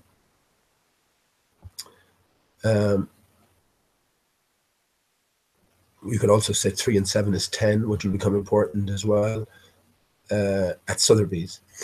The lot contained 6 slips or galleys with revisions in Dodgson's own hand and a note, also in his hand, instructing the printer to strike the episode from the book. Now, anyone not aware, Charles Dodgson, Charles Ludwig Dodgson was the real name apparently of Lewis Carroll, and he was said to, in his own biography, he was said to have a stammer, so he pronounced his name as Charles Dodgson, and indeed he was said to relate to the character of the dodo within Alice in Wonderland itself, even though the fucking dodo only appears, for brief moments, really, in relation to the rest of the book, or the rest of the characters. So that's, again, instructing you in his own way. So in Dodgson's own hand, right? Well, in his own hand, his hidden hand, right? And a note also in his hand, there's the HH, instructing the printer to strike the episode from the book. Yeah, you're getting the message how different truths are now being transmitted, I suppose. We can see all the clues. Sotheby's sold the lot as the property of a gentleman, and it is not their policy to identify vendors who choose to remain anonymous. The description, of course, yeah, the mysterious gentleman. The description of the episode in the Sotheby's catalogue tells us that the proofs were bought at the sale of the author's personal effects in Oxford, 1898. With 2 8s there shining brightly, right? It went to a New York book dealer, John Fleming, for £1,700. Isn't that interesting as well? 1 and 7 is 8. 2000 is 18. Is 17 years from 2001 with 9/11. 17, 1 and 7 gives you the 8. John Fleming.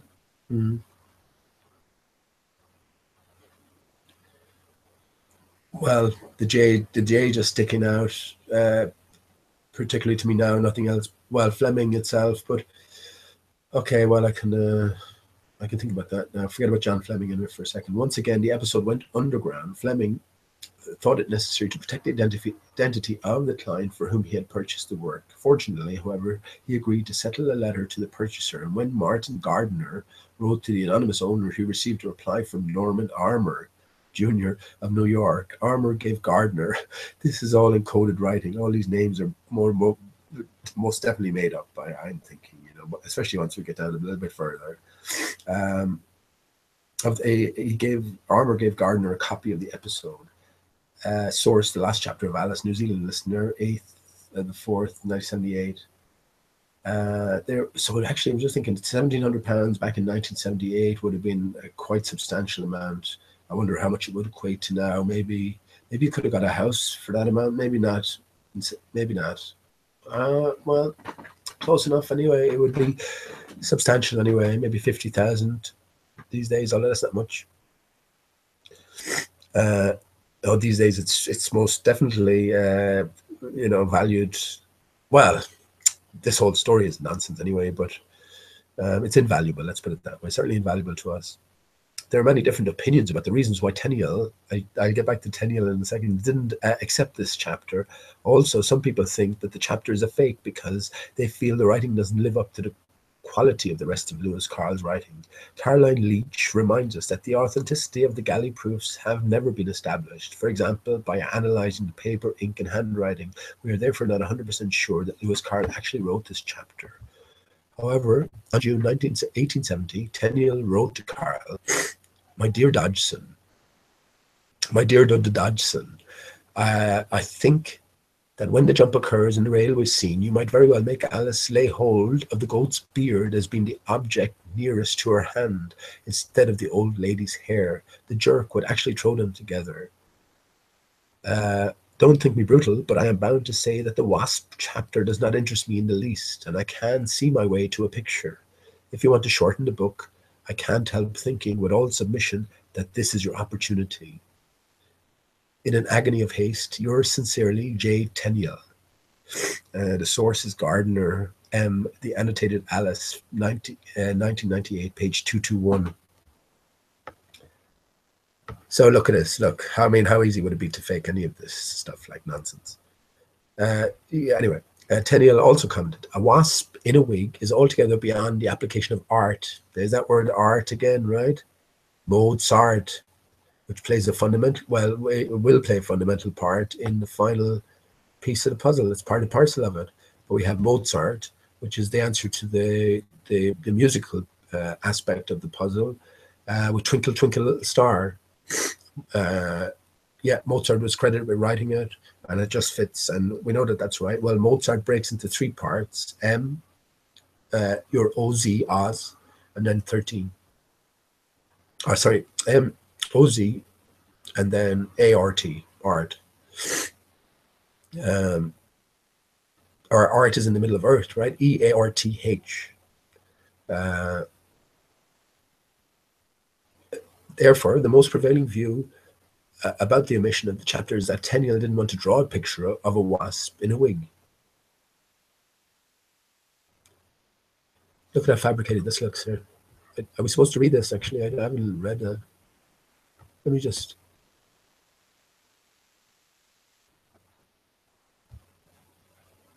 Oh, yeah, no, that's just the same. That's just... that doesn't look like writing from the last century, right?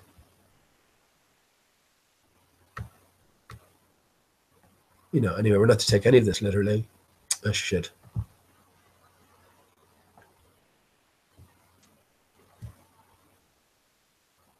Okay, we're not to take any of this literally, and I'll get to the point about the man himself in a second.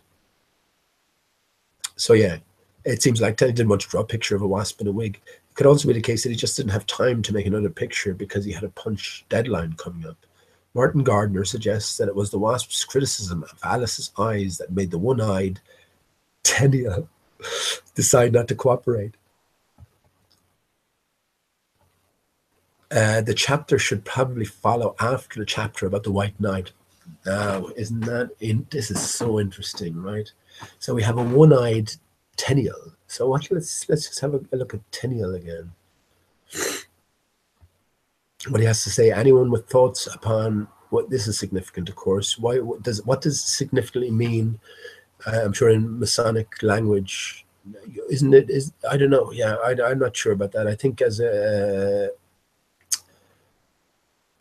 sort of introductory ritual, you have to, or as the story goes, you have to jump blindfold on a goat's back and, you know, take your life in your hands almost. So by grabbing the goat's beard, I don't know, is that what does that represent? I can think of a few possibilities, but if anyone has any more clear knowledge on that, that'd be cool. But all of this is encoded as well. I think, let me just read that again. My dear Dodgson, I think that when the jump occurs in the railway scene, you might very well make Alice lay hold of the goat's beard as being the object nearest to hand instead of the old lady's hair. The jerk would suddenly throw them together. Don't think me brutal, but I'm bound to say that the wasp chapter does not interest me in the least, and I can't see my way to a picture. So remember, this Alice in Wonderland has been written by the hidden hand. This is not two men communicating here.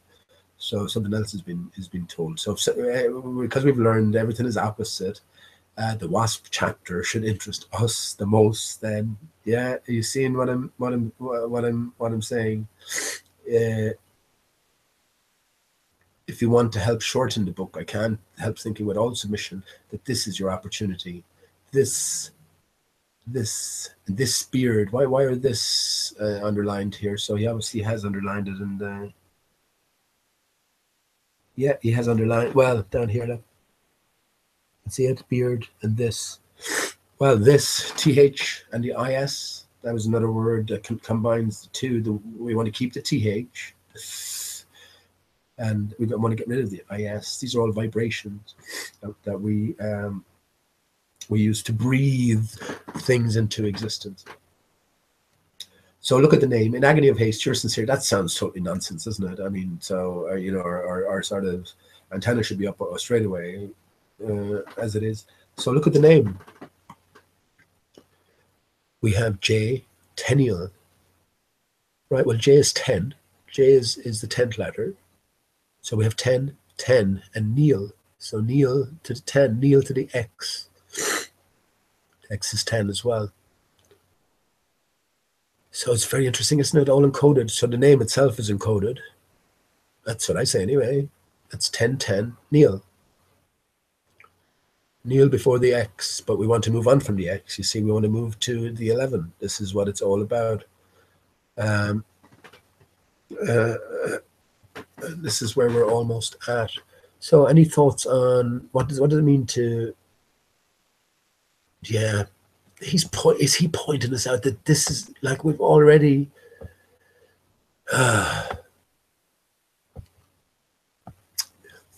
yeah, we've already discovered behemoth.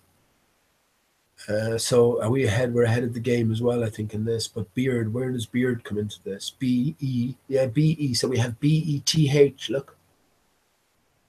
B-E-T-H. So B, he, perfect. So the two, we have a B-E, a beginning, that's the beginning of behemoth. And then a T-H, which is the end, right? And the is the S word, the sword that we took from the stone, the S tone. The S word is, the S tone is TH. This is perfect, isn't it? That's exactly what, you know, let me just reiterate. And isn't that so confirming in a sense, isn't it? So let me just reiterate what I said about the sword from the stone. King Arthur, you are king. This is the thing. H-U-8. You are that divine presence, divine being. You are 8. You just have to find that out. So King Arthur, you are Thor. Who are Thor? Thor had a frequency hammer. So it's all about frequency. And when the sword was said to be Excalibur, first of all, have you the caliber to consider X or to make it 2X? And the sword from the stone then is, again, not to be taken literally, In one sense, you could actually. We have to ask ourselves, what is a stone? What is a stone? All stones are detritus of the dried giant trees, crystalline trees. And if you think that that's crazy, well, we don't have to think too much to understand that, like, organic matter, carbon, can be transformed into crystalline, like in the form of diamonds, by sufficient temperature, pressure, etc. So yeah, it's not as fantastical as it might sound. But yeah, when we took the sword from the stone, um, it's actually the S word taken from the S tone.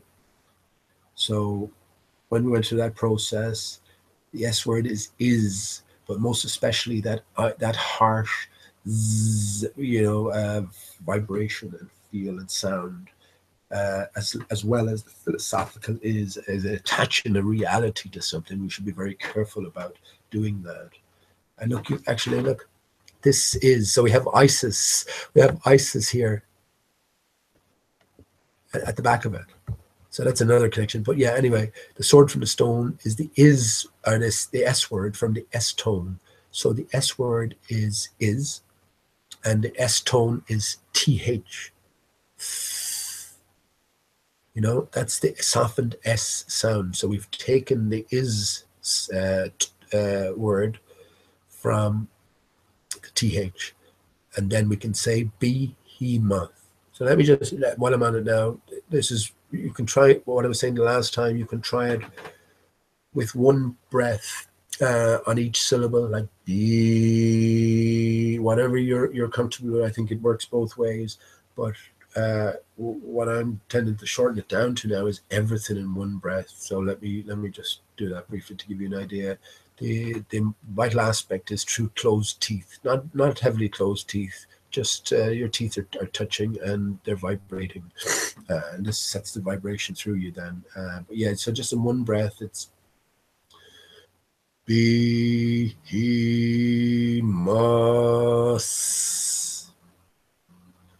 behemoth,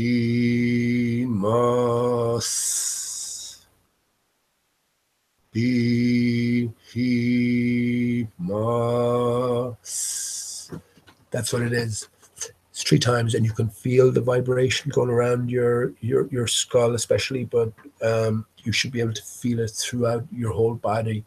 And again, by the end of it, I should have been out of breath when I made one exertion there.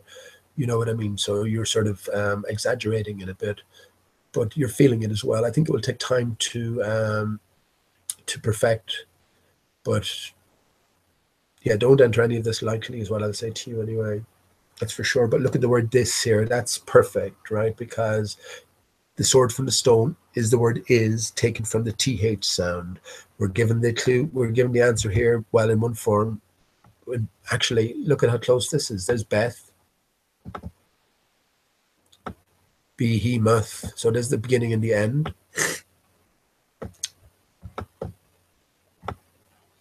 We also have, remember I was talking about Elizabeth, but we have Elizabeth. We have in Lewis Carroll, we have the L and the IS as well. So Eliz. So I'm saying Beth then is the true. So we keep the Beth. We got to get rid of the L and rid of the is. The L is upside down 7. The 7 is the G. So we get rid of the L, the G, and the 7.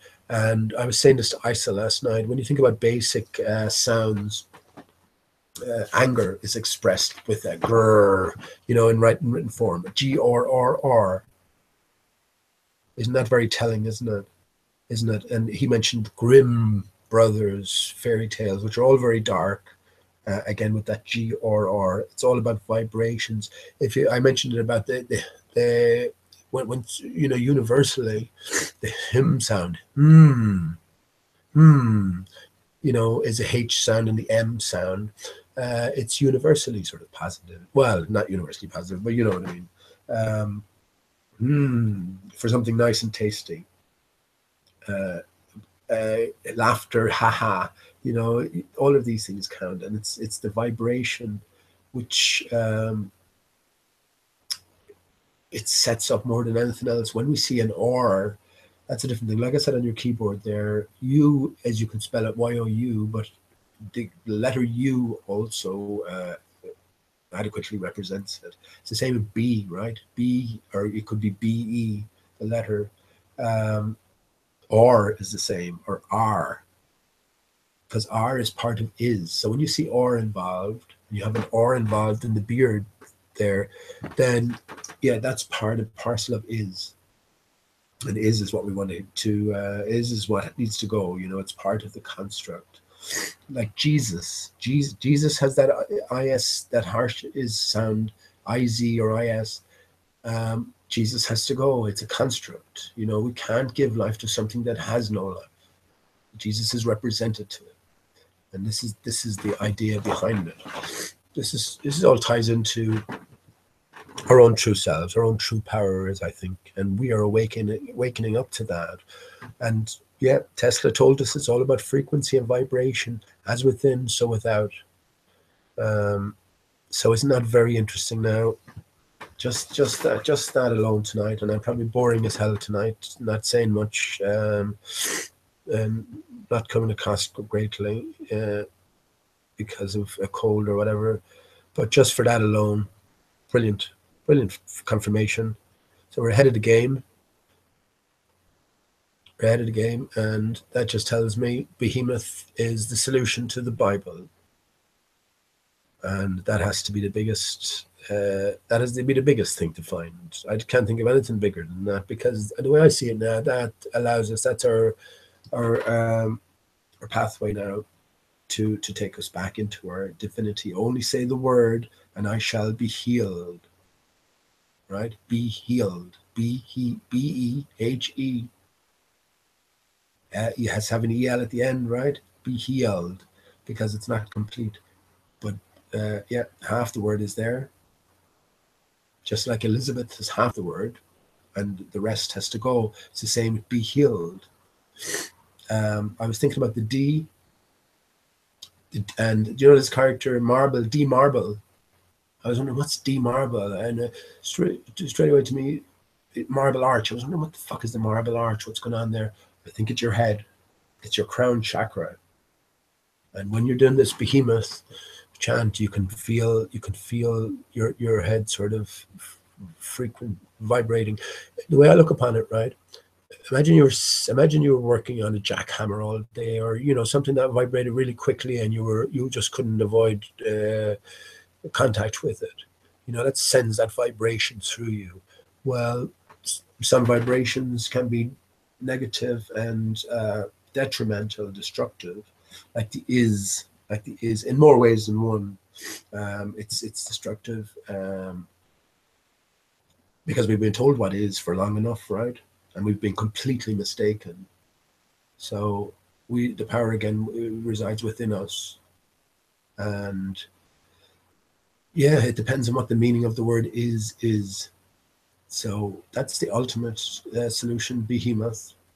And by that vibration set up with those words, I dare, not that I dare anyone, I'd like anyone to find me any word with a TH in it that has a negative connotation to it. I think you'll be struggling. I'm struggling. Dell mentioned theory as a possibility, but I can't go with that, Dell, because theory is neither one nor the other. Like, you know, it could be both. You could have a bad theory or a negative, but no, that's not the point. But yeah, anyone with any ideas, I don't think you'll be successful somehow, because theta or th theo, yeah, that's God. It's tea time. Whereas you'll definitely find plenty with el and is, iz, etc. Even when you look at the word behemoth, you add an er at the end. You have mother, HEMO. Just switch around the vowels; they're not too important. Well, you have home. You know, the closest thing to our heart, HEART, Hearth of a fire, Hearth, where the heart burns, you know. Your head, He. It goes on and on. Your mouth, Mouth.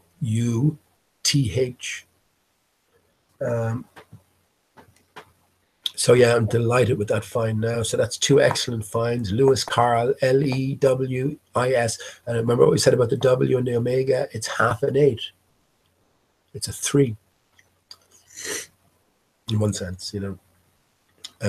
So yeah, let me move on. So yeah, you're going to like that, right? With the price itself, 1700. The date, you have the 2 8s here, and the 10, you have the 9 and the 1. So that gives you the 10.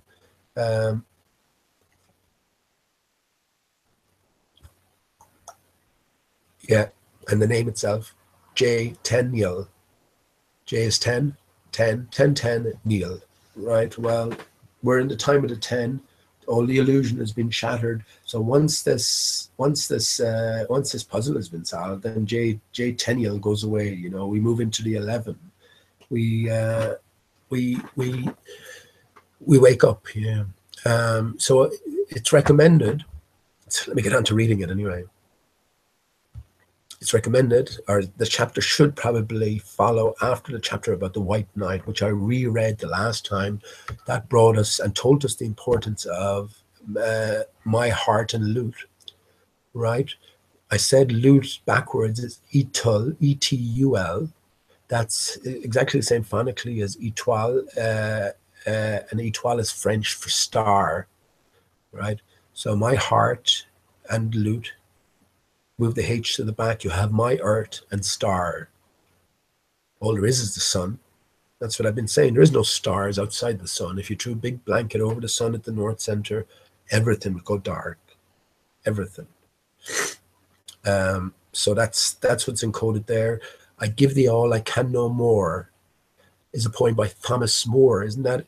I pointed that out as well. Thomas More, TH, Behemoth, TH, and then you have MO for moth. Yeah, just reverse that. MOTH. You have moth is a symbol of transformation. Behemoth. Moth goes into the light, right? Go you into the light. So I'm going to read this again. I'm actually going to memorize this because it's such a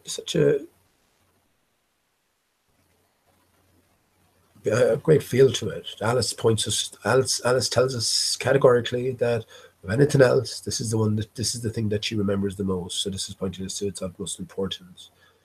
Isn't it interesting? I think Thomas More was beheaded as well. That's fucking funny, by King Henry VIII. So I don't think Henry VIII would have existed. Was he pre-1598? I think he might have been. If he was, he didn't exist. For me, anyway. Was he beheaded though? Maybe now. Yes, I think he might have been. I think that was the way they. It was said that they were executed at the time, but I will look into the date. And of course, the Queen, Alice in Wonderland, is all about beheading. It's all about beheading all the way through. Actually, it's just been talked about consistently. So we have to sort of apply that. And ultimately, that's what happened to the tree. You know, that's what happened to the giant trees. They were beheaded. That's why the sun came into existence, and the moon came into existence, and the stars came into existence. I don't know. I'm trying to think of any something to equate it to. I don't know. Again, on your brand new shiny bike, you know you have an excellent light system at the front, and you don't notice. Like all you know is the wonkety old bike. The torn saddle, the buckle in the wheel, and the lights fucking wonky as well. They're still working a bit, but they're all askew. That's what we're dealing with. So that's another meaning to the beheading. But there's a few different meanings to things. But I'm going to memorize this poem now because it's such a good feel to it, and also it's a massive part in the last piece of the clue, and I think I've worked out this piece is part in it. But outside of anything else, I'll just read it anyway. Give the so this is ultimately the message. This is the message. How do you feel after this message? Imagine a greater power was sending you this message, right? But the purpose of life, about everything. What might be being said here? And it's the poem as well. The poem. And look, oh for fuck's sake, look what you got in there. Poe, the Poe. I would never have thought of that, man. And you have look at the start of it as well. Look, TH, man. Yeah. See how it's all connecting here. Poe, of course, plays such a vital role. And I have to say one thing anyway. Channel Q. I suppose I was wondering why you weren't making a bigger deal about it. When you said, or when someone said, maybe it wasn't you, that as far as they're aware, why is a writing desk a raven like a writing desk? Because Poe wrote on both. Well, I thought it wasn't said before, so on that basis, I gave you credit for it because it's such a great achievement. But it has been said before. It's in Wikipedia as a suggested answer by none other than Lord Byron. What do I remember from Lord Byron? Sorrow is knowledge, and those who know the most must suffer deepest over the fatal truth. The tree of life is not that of. The tree of knowledge is not that of life. Okay. Sorrow is knowledge, and those who know the most must suffer deepest over the fatal truth. The tree of knowledge is not that of life. Interesting, but yeah, he's credited with saying Poe wrote on both. So that's the solution, and you'd have to have a context. So you see, it would be right, but without the context of the flat Earth, the dodo, the Beatles, the treasure hunt, it wouldn't quite make sense. But here we have it here as well: the poem, and TH at the front as well. Give the all, I can no more. Though poor the offering be, my heart and lute are all the store that I can bring to thee.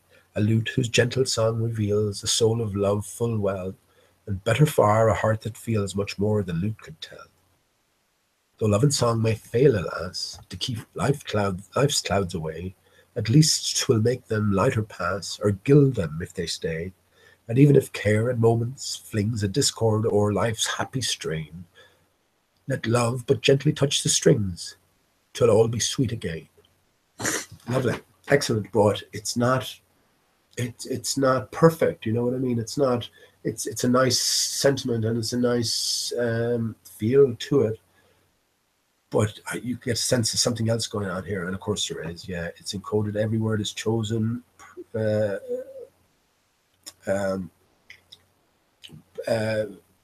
For the utmost purpose, and every word is significant, especially the words and letters at the start.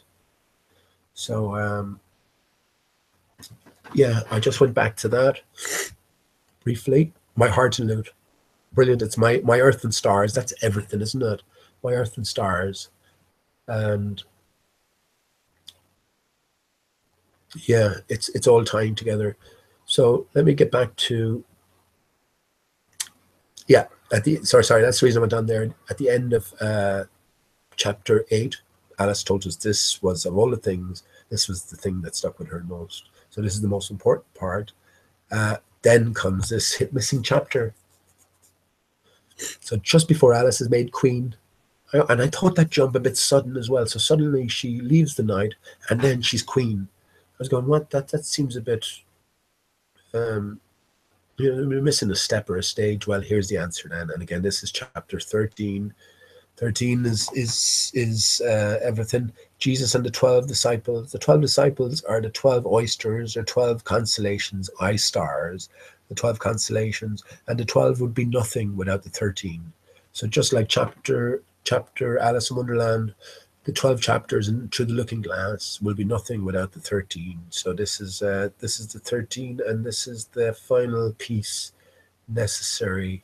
I already said about the wasp in a wig, the omegas, joined together will give you an 8. So this tells me that within this is our answer, or will help us towards the ultimate answer. And without this, we would have no hope.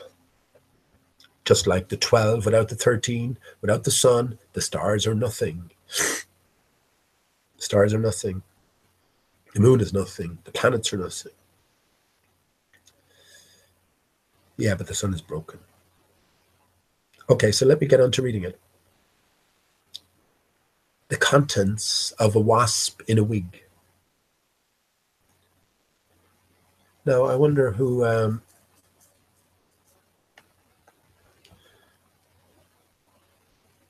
okay, sorry, no. Why would you say the contents of a wasp in a wig? Why wouldn't you just say a wasp in a wig? So maybe that's significant. Anyway. So she's just after leaving the night. Isn't it funny that that's the one chapter I did go over again? And that's very, very important as well. The knight is the L, the horse's head. The horse is the unicorn, the hooahams. So this is vital, and this is perfect. It's just after leaving him. Who is the L? Yeah, the L, as a knight moves on a chessboard in the L fashion. Yeah, we can flip everything. We get the 7, so they're interchangeable. The 7 is also the G. So anyway, she was just going to spring over when she heard a deep sigh, which seemed to come from the wood behind her. There's somebody very unhappy there, she thought, looking anxiously back to see what was the matter. Something like a very old man, unless that his face was more like a wasp, was sitting on the ground, leaning against a tree, all huddled up together and shivering as if he were very cold. So he's leaning against a tree, right? Well, we know how pertinent trees are. Trees are everything. This is the thing what I was saying earlier on as well. If you don't accept some of the stuff that I talk about, everything else beyond that is going to be very difficult, I suppose. And yeah, that the trees and the giant trees played a central role and still do, I'm guessing, or I'm knowing, I suppose. Yeah, is vital to all of this. For me, anyway, I couldn't do without it. Yeah. I don't think I can be of any use to him, was Alice's first thought. She turned to spring over the brook. But I'll just ask him what's the matter, she added, checking herself on the very edge. If I once jump over, everything will change and then I can't help him. So she went back to the wasp, rather unwillingly, for she was very anxious to be a queen. So, right, this is telling us, take your time. You need to relax. You need to go through this step, and then you can progress. Oh, my bones, my old bones, my old bones, he was grumbling as Alice came up to him. It's rheumatism, I should think, Alice said to herself, and she stopped over him and said very kindly, I hope you're not in much pain. The wasp only shook his shoulders and turned his head away. Ah, dearie me, he said to himself. Can I do anything for you? Alice went on. Aren't you rather cold here? How you go on, the wasp said in a peevish tone. Worrity, worrity. There never was such a child. Alice felt rather offended at this answer and was very nearly walking on and leaving him, but she thought to herself, perhaps it's only pain that makes him so cross. So she tried once more. Won't you let me help you around to the other side? You'll be out of the cold wind there. The wasp took her arm and let her help him round a tree. But when he got settled down again, he only said, as before, worrity, worrity. Can't you leave a body alone? Would you like me to read you a bit of this? Alice went on as she picked up a newspaper which had been lying at his feet. You may read it, if you've a mind to, the wasp said rather sulkily. Nobody's hindering you, that I know of. So Alice sat down by him and spread out the paper on her knees and began. Latest news, the exploring party have made another tour in the pantry and have found 5 new lumps of white sugar, large and in fine condition. In coming back, any brown sugar, the wasp interrupted. Alice hastily ran her eyes down the paper and said, No, it says nothing about brown. No brown sugar, grumbled the wasp. A nice exploring party. In coming back, Alice went on reading. They found a lake of treacle. The banks of the lake were blue and white and looked like china. While tasting the treacle, they had a sad accident. Two of the party were engulfed. They were what? The wasp asked in a cross voice. Engulfed, Alice repeated, dividing the words into syllables. There's no such word in that language, said the wasp. It's in the newspaper, though, Alice said a little timidly. Hang on, let me just read that again. Hang on, yeah, she's changed. Two of the party were engulfed. They were what? The wasp asked in a cross voice. Engulfed, Alice repeated, dividing the word in syllables. There's no such word in the language, said the wasp. It's in the newspaper, though, Alice said a little timidly. Let's stop it here, said the wasp, fretfully turning away his head. Alice put down the newspaper. I'm afraid you're not well, she said in a soothing tone. Can't I do anything for you? It's all along of the wig, the wasp said in a much gentler voice. So let me just... Okay,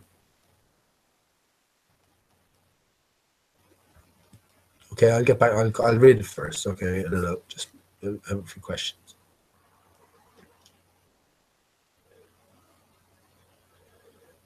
Okay. Along of the wig, Alice repeated, quite pleased to find that he was recovering his temper. You'd be cross, too, if you'd a wig like mine, the wasp went on. They jokes, I'd won, and they worrits one.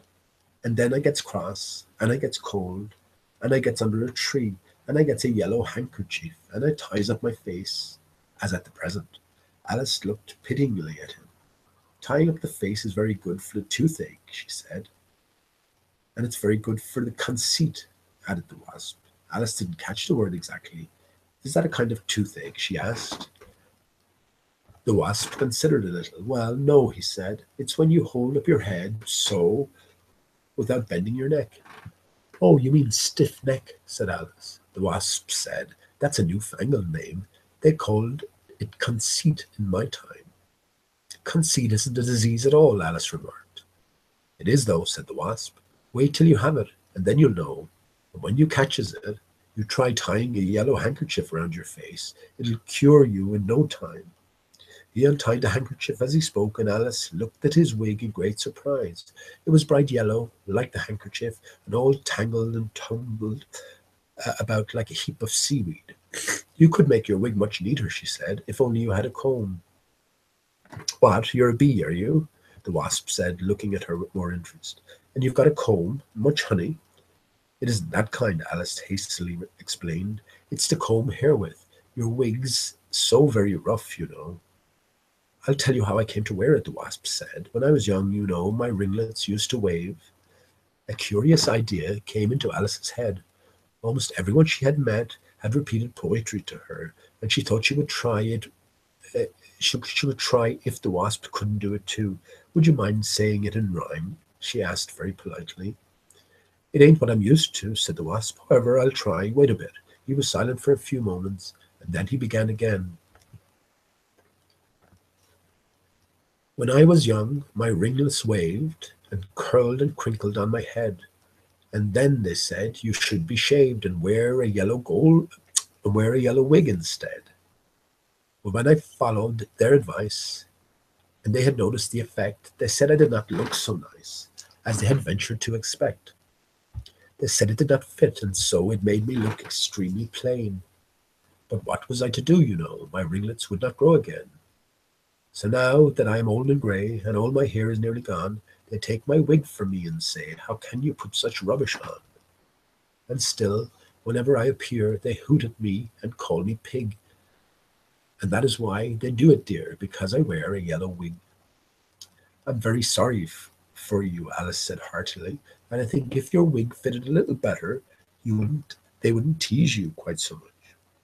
Your wig fits very well, the wasp murmured, looking at her with an expression of admiration. It's the shape of your head, as does it.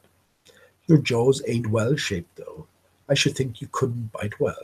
Alice began with a little scream of laughing, which she turned into a cough as well as she could. At last, she managed to say gravely, I can bite anything I want. Not with a mouth as small as that, the wasp persisted. If you were a fighting now, could you get hold of the other one by the back of the neck? Back of the neck? I'm afraid not, said Alice. Well, that's because your jaws are too short. The wasp went on. But the top of your head is nice and round. He took off his own wig as he spoke and stretched out one claw towards Alice, as if he wished to do the same for her, but she kept out of reach and would not take the hint. So he went on with his criticism. Then, your eyes, having too much in front, no doubt. Fuck it, sorry about my reading now. My own eyes, I'm having difficulty sort of following the words. He said, then, your eyes, they're too much in front, no doubt. One would have done as well as two, if you must have them so close. Alice did not like having so many personal remarks made on her, and as the wasp had quite recovered his spirits and was getting very talkative, she thought she might safely leave him. I think I must be going on now, she said. Goodbye. Goodbye and thank ye, said the wasp, and Alice tripped down the hill again, quite pleased that she had gone back and given a few moments to make the poor old creature comfortable. Now, isn't that interesting, right? Interesting. That's one thing I wanted to mention about this. Our friend Jay Tenniel, Neil before the 10. He had one eye. Ali B, yeah, all eye B. Isn't that right, Ali? So one eye is your third eye, which is just it's your pineal gland. It's your spark. I think it's your crystalline spark. You know, we are trees in one sense. So yeah, this is what we need to activate, and I think it's through the chanting that we indeed activate this en masse, or at least we can anyway. So yeah, it's very interesting, isn't it? I'm going to have to read this again and again. I'm actually just going to read Alice and Wonderland again myself. I'm going to read Through the Looking Glass again as well, even though I get most of it, or at least all the pieces I need to get anyway. It'll still do no harm, and it won't take too long as well. I recommend anyone else out there, if you haven't read it and you are following along somewhat, well, you know, all the answers are in there. So I would recommend reading it at least a few times. What did I want to come back to? Yeah, very interesting. Just the significance of the wasp itself. I was remember Space Odyssey? A Space Odyssey. Phonetically, right? A Space Odyssey, Odo, A Space Dodo C, Asp Ace, ASP, ACE, Dodo C. That's the way I see that decoding. But you know, wasp, snake eye. Do you know that when you throw a dice and it has one on it, that's called a snake eye, but that's also called an ace. That's the old word for that. But with the significance of the wasp or the bee or the hum, it's all about, remember Humpty Dumpty? Look at thumb again. Thumb contains the word hum. So we talked before about bees and how they maneuver around. Is they create this vibration within, and it allows them, the way I see it, or the way it might work anyway, is to counteract this oppressive. Shit, that's another now. Yeah. Is that what's limiting us? Sorry, now just a thought, right? Yeah, so the bee vibrates and counteracts this prevailing ether we're under, this prevailing magnetic field. So is that what we're about ourselves? So if we can counteract that, then we can sort of function normally. And normally means extraordinarily. But yeah, by raising our own vibration, that's what I said, since the trees were collapsed, it's like the supporting pillars of the intact barrier were taken away. The barrier collapsed into a two-barrier system. Like a salamander, sacrifice had to be made to save the whole. The outside became detached from the inside. That's where the ball comes in. We live in a two-barrier system. Think of a UFO or a traditional view of a flying saucer. That's the way it is, with the center bubble, and then you have this playing out like the Starship Enterprise in the second barrier, which is what we're under. Yeah, so it is a collapsed system, but yeah, that force of field is holding back the waters beyond every action. Every force equal opposite force. So we're in the midst of this. Uh, what would you call it? Just all prevalent force. That's what it is. We're in the midst of a magnetic field. If we dug a hole, I think 8 miles down sounds about right. Then you'll find a null point. Water droplets, when the sun vibrates the water into evaporation, those water droplets are particulates. They'll find their null point up in the cloud layer. So it's this sort of thing that's going on. But yeah, we are within this luminiferous ether is a brilliant word for it, because that's what I've said. What I think is going on with light, the water particulates are exploding. They're just tiny, tiny particulates, and they're just exploding with the introduction of the light energy, the sun's energy, within this luminiferous ether. So, yeah, frequency and vibration. And I think this is what it's telling us. This is what it's telling us. So moving along. Where I stop.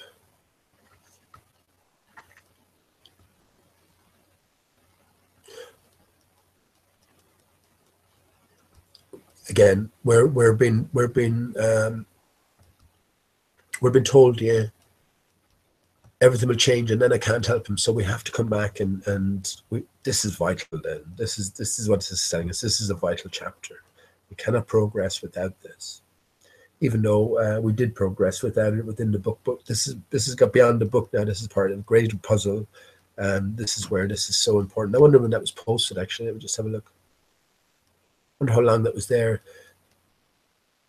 Look at Elvis. Look at Elvis. Actually, let me have a closer look at this. I'm definitely going to look into this. Where's Alice gone? There she is. Why is she going away when I do that? Elvis, right? I'll have a closer look at this now to see. Is that a moth? That's almost a moth on her? What do you call it here? Isn't it? On her sleeve. No, there's no date anyway. Yeah, I'll go quickly through this then, because I'm going to wait until I read it over a few times. But yeah, this is a necessary step, and this is number 13. So via this chapter, we should be able to make our way through the end. Without it, it wouldn't have been possible. So that's one thing I see the wasp is representing anyway, if many other things as well, I'm sure, will occur.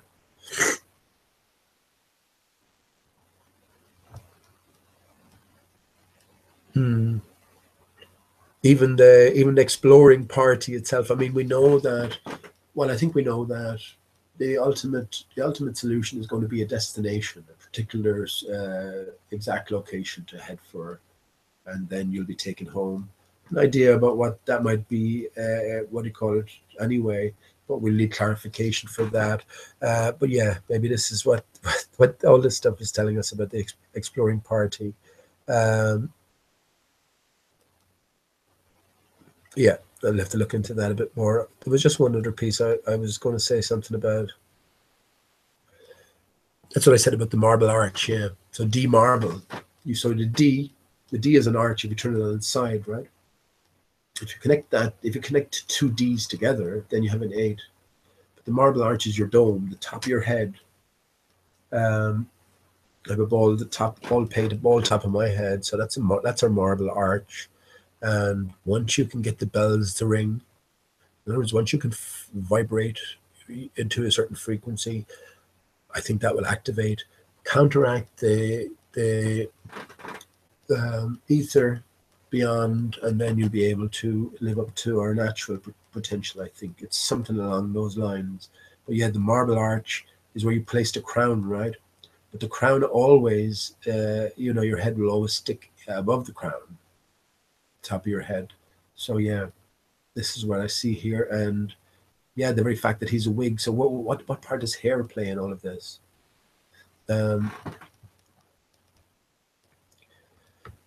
Yeah, yeah, I'm going to have to read this a few more times.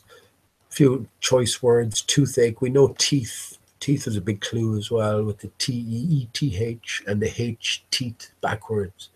This is our food or supply line to get to the H. Um, yeah, conceit. Any ideas about conceit here? What's the connection to?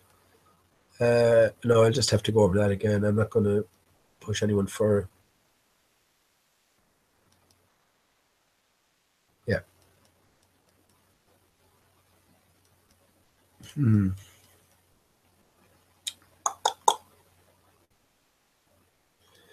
Yes, and we have the last rhyme then as well.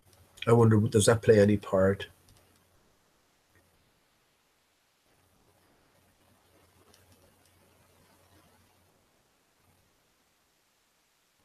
I think it is in reference to the dome, though, the marble arch, which is the top of your head. Obviously, hair plays a big role in it. You did hear the myth about, not maybe not the myth, why they do shave hair of people in the army. We've heard that story where the Indian tracker or something, who was famous for tracking in his own native lands, joined the army, and as a standard procedure, all hair was shaved, and he lost his tracking abilities. So what power is in the hair? Indeed, transmitters, an extension of your nervous system. Who knows? Is it better to have it or not? Who knows? Um, so that's just. I'm sorry. I'm not going to stay on too much longer now. It's probably been shit enough to listen to. I'm sure, but look, it's the chapter itself that is a big find. I believe I found it, and then at the very end here, fucking, I forgot to write that down. Now we have the key, and I think this is the final key. What? Ah, shit. Anyway, oh,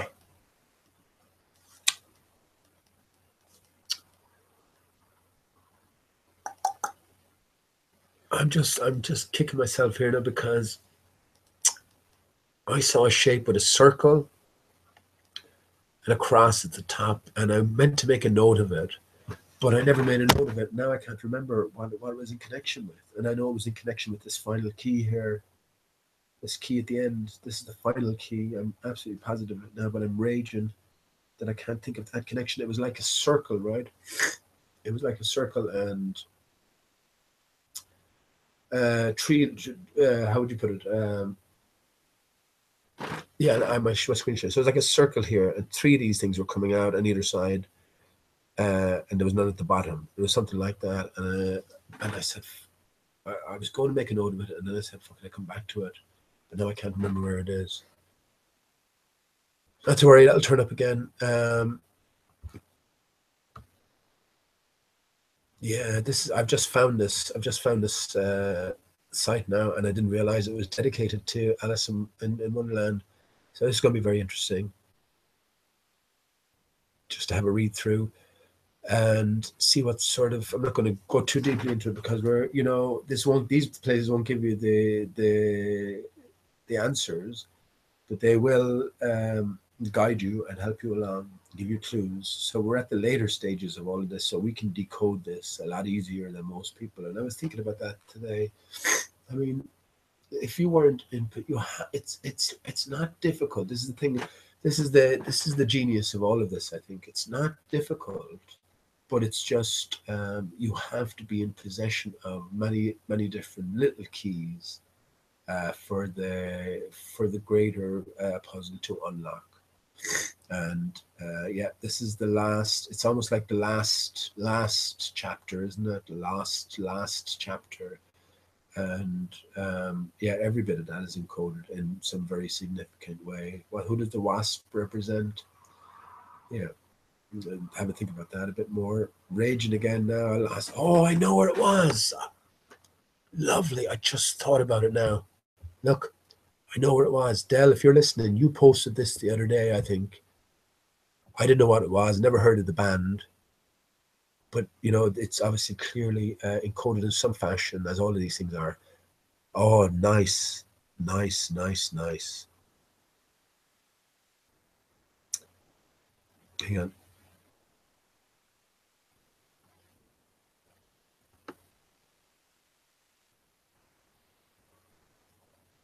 What the hell? I definitely saved it.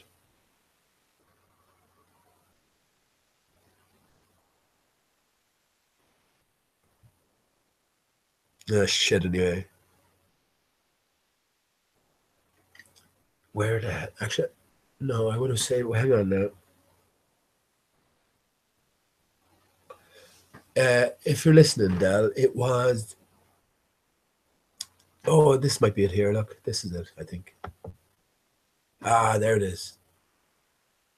Oh, hang on. That's not quite it now, is it? No, I was confused there. So that. No, that's something like it though, but it's not it. It's not it. That's the why that was associated with the blue oyster. Okay, okay. I won't worry about that anyway. Um, yeah, that's excellent resource here now. So let's see what sort of information will be in there. But the key itself, yeah.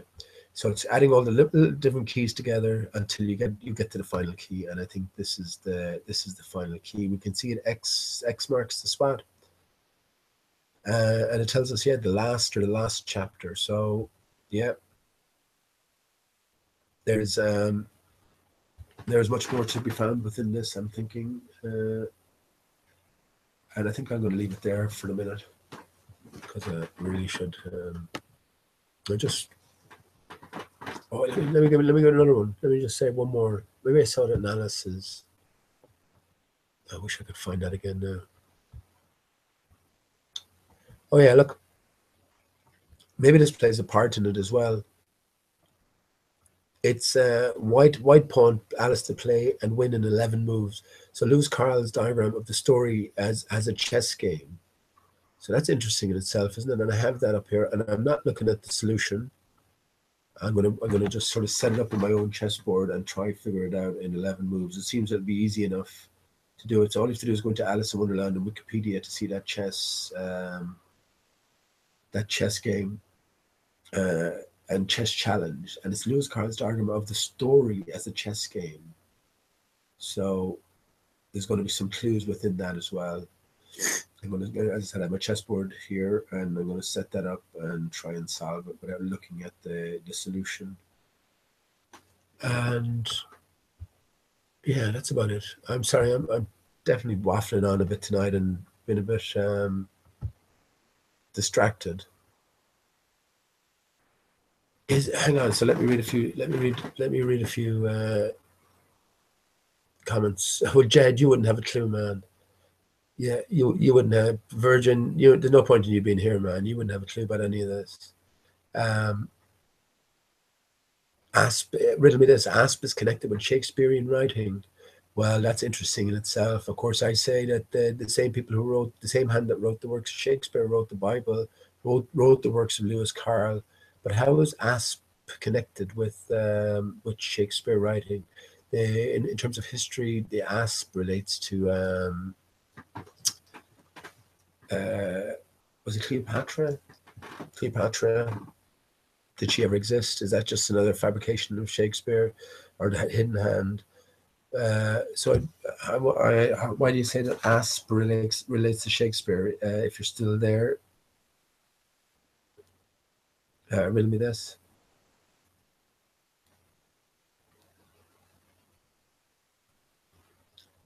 Asp Egyptian, yeah, yeah,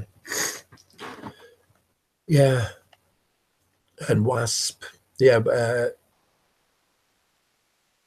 No, no, yeah. Off you go, man. Listen, I have probably shit to listen to tonight anyway, and um, the most important thing there is the last chapter itself. But just Lewis Carroll, just the name itself, amazing. Like the very two words we have to lose and leave behind are el and is, or to two ideas. I think when we were talking about Jack the last time and who this Jack character is, I think Jack is L. I was thinking about Jackal, Return of the Jackal. Um, Yeah, so these have to go. The L and the is and the G, they have to go. They're all constructs. So any sort of significant term you see with these expressions in them will be part of the construct and has to go. Um, yeah, yeah, it's the th. So yeah, that's going back a good bit. Um,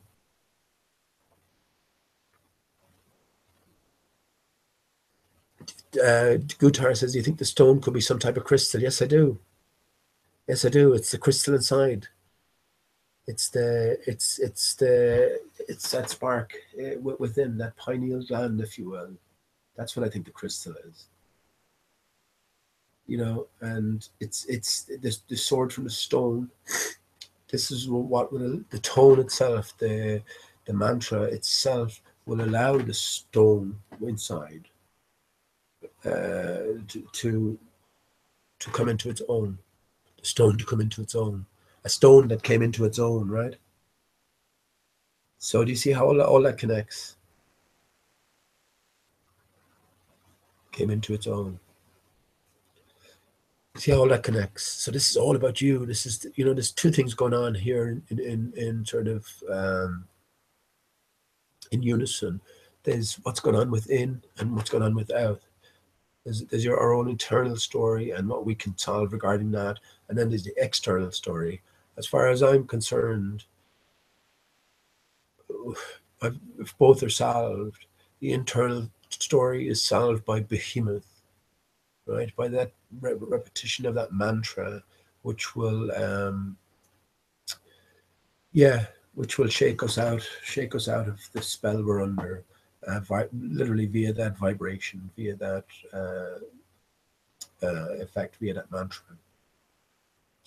And then we have the external story, which I say it's the Earth is in a state of repair, and 2018 was always the year for the relaunch. 420 years from the dodo, which is the face of the flat Earth following the inundation, and the dodo was said to be discovered in 1598. Yeah, dodo leads us on to what I say the ultimate solution is, which is X marks the spot, the North Center, uh, the 8, which is the highest, the 8 hidden hand. It's the same thing reduced down to 8, and yeah, 420 itself, which sees the culmination of the great work. Whatever the greater story is, I guess we'll find out. Have I, man? I mean, listen, 8-8. Sorry, let's go back ages. I have 8-8 and thumbs up versus thumbs down. That's just going on everywhere now. Anytime I look at the clock, nearly I'm seeing 420. You know, so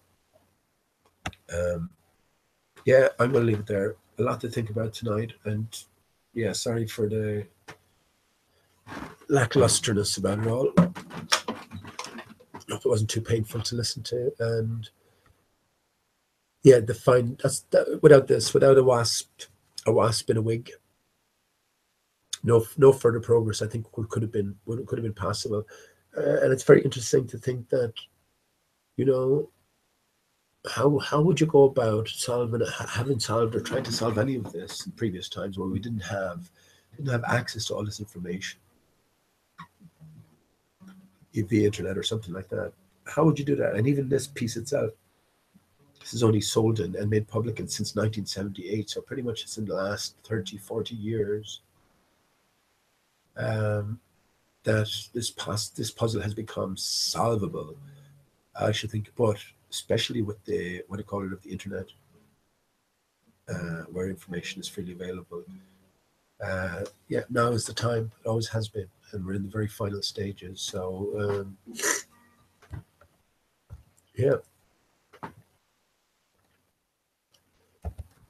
I'm gonna head off now, usual, and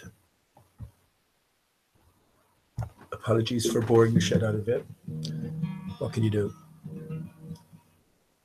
I don't think there's anything else. So thanks again for joining in, and uh, maybe have if you have been reading or paying attention, maybe have a read over what. Let me put the link in. Actually, I'll put the link in a sec. Yeah, that's what I'll do.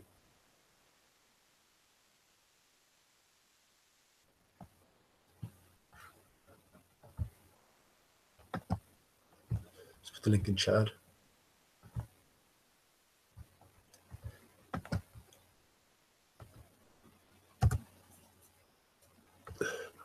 And yeah, I'll say good night, friends, and until the next time, take it easy, and love to all.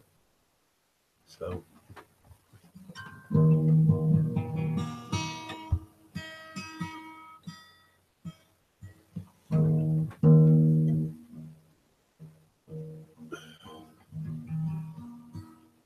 It's from a little pigeon friend who departed earlier on.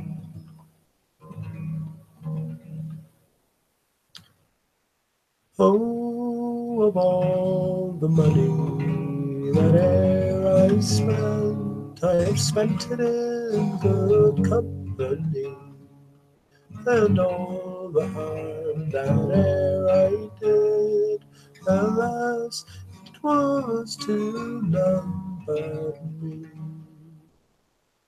And all I've done for want of wit, to memory now I can't recall. So fill to me the parting glass, good night, and joy be with you all. If I had money enough to spend, and leisure to sit a while, there is a fair maid in town that solely has my heart beguiled. Her rosy cheeks, her ruby lips, I own she has my heart enthralled. So fill to me the parting glass, good night, and joy be with you all. Oh, of all the comrades that e'er I had, they're sorry for my going away. And all the sweethearts that e'er I had, they'd wish me one more day to stay. But since it falls unto my lot that I should rise and you should not, I will gently rise and I'll softly call good night, and joy be with you all. I will gently rise and I'll softly call good night, and joy be with you all. Good night, friends. I love you, Steve.